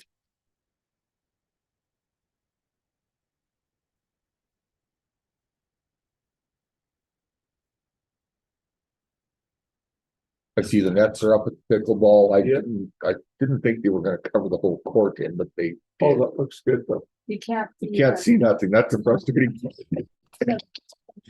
Oh, God, because Well, I used to drive by it and take pride in seeing how many people were there. Right? I. Yeah. The right angle. I'm actually about safety Oh. with that, you know, like, is it locked after hours then, the court, so it's always open? Yeah. I think, yeah, it's gonna be interesting, because it does provide a bit of a shelter now, and so, I don't know, I just had this thought the other night. It comes down. Yeah. Yeah. It's only up to this. Yeah, they're just, Because it's just gonna wear it out over the winter. yeah. Egg Society Fall Fair, Vern, do you have anything to add to that? The only thing I gotta add to it was, I'd like to thank the fire department. They did an excellent job, sending over a couple of great supporters. They had a lot of fun, with the kids, showed them how to do the course, and, amazing. We had one 7-year-old kid that did it real quick, and then poor guys had to dress a little quicker. But they did it, but one guy didn't do it properly. He was, but no, we had a lot of fun. We're already on plans of bringing in some other different shows next year. We thought it went over well, and working with the car club, that went over really well. We worked back and forth. They brought people up to ours, the people that wanted to go down there. It went really well, and our fall fair, we are up just over 180 entries this year. We're up More than 180 more than last year. Yeah. Wow. and was what really helped was we had competitions amongst different businesses. Some of our members went out and got some of the group of things. They had a competition amongst all their employees to enter at least one. So some may outdid it. So it works really well, you know. Yeah, and a lot of the new people in town, they entered one or two, and then they come and look. Oh wow, we can enter more. So it's. Do we know how well the museum did for fundraising from all of them? I talked to Shelby and them. They did really well. You know, they didn't give a number, but the entries, the people where they come from, they're really supportive. I talked to some of the guys from Medicine Hat. They were in Brooks last weekend, and they numbers here, but they're looking at bringing vehicles back for their show next year. We've got some ideas on how to better promote it for Yeah. next year as well. So the museum group put together some cards, basically real advertising, and so not realizing exactly what Neil had coerced me into. So I suggested that, you know, if somebody's going to the Stenler Car Show, which I did, that we take a stack of cards with us and hand them out, and vice versa, wherever we're going to try and entice more people to come. As it turned out, it was interesting, the best in show, or whatever you want to call it, was actually from Castor, and they had a card show, Coronation had a card show the same weekend. Yeah. So they drove past their own car show to come by us. So Nice. yeah, they were very happy with that. So that's just one of the things we're looking at, making it bigger and better. So yeah. And people who had never been in the museum their whole lives of living here went to the museum. And Well, brought them down. Yes. that was good. Okay, so motion to accept correspondence for information. Counselor Bowden, all in favor? Carried. No closed sessions. Matthew? Did you jump over the Jasper Fire? Oh, sorry, I did. Yeah. Jasper Community Fund matching. Let's keep that.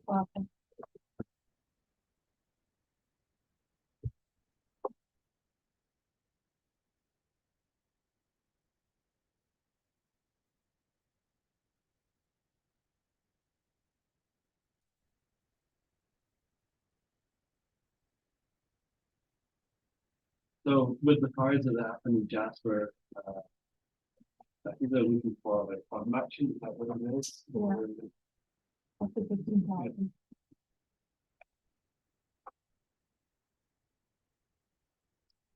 should be this for the municipality that if we try to, yeah, for the legislative process. Conversation. Yeah, about amount. I don't know what your finances are. Yeah, Counselor Olson, you got a deep breath I would- going on. I would just think it'd be something easy enough for us to do a media release and say, people want to make contributions. I can't seem to click on the link there for it. But if it's a simple click here and donate and they match it, if we just blast it out to, people, businesses who want to contribute, and that would be their contribution. You are news, yeah.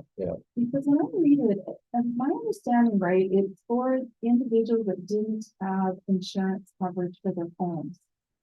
So, is that correct? I understood it that way.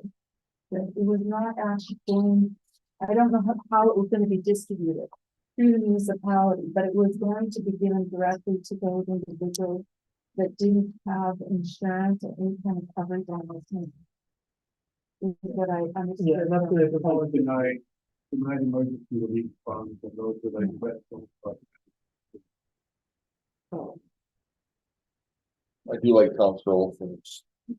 Because I think we had a couple of our volunteer fire department members up there as well. So whether or not that would be considered supporting it as well.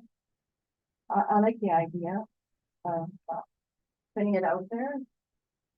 Then anybody else that wants to support it, they can go ahead versus us making a decision on residents' behalf. Yeah.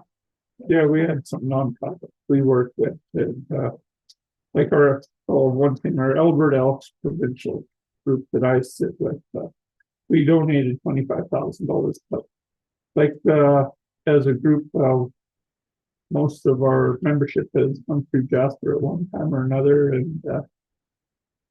and we supported, all the other fires, and we thought it was something that we, Did the Elks lose the building, Jasper?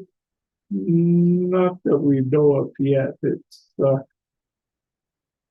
a little smoke and it's got a new color tinge to it. Yeah, that. But it's getting that smell out. It's the whole thing is well, we were never worried about the buildings or whatever. It's people that we. Well, this would be a good use with the Alberta Munis matching. Yeah. Somebody donates $20, it's like 40. Yeah, that's what we sent ours in there, like to the provincial government match. And so we could collaboratively collect that as a municipal governing body and then give that to them as a matching grant dollar. So if we get $2,000, just hypothetically, then they would cover the needs of that $1,000. But I think- yeah, this is the easy part. If we advertise their link, people can just click and donate. We don't Oh, I have see to- what you're Yeah. saying. Oh, I see what you're saying. Okay. Yeah. Yeah, it works really good that way we work. Like to make a motion, girls. Sure, make a motion. That Lori. Lori. What only makes my motion sound better than Lori. All in favor? Gary. Opposed. That's There might be something at meetings anyways, where you, as an individual, counselor or whatever, you could put your own money in. That's what this, You can that's do what it this from link this. is. We share this link and. But as far as, yeah, as far as if they have it on at the event as well, so Hmm. maybe there, yeah. Closed session, motion to accept the correspondence for information. Council Bowden, all in favor? Carried. Nothing under closed session. Nothing. Motion for adjournment at 2:00. Councilor Campion would be up my butt, holy cow.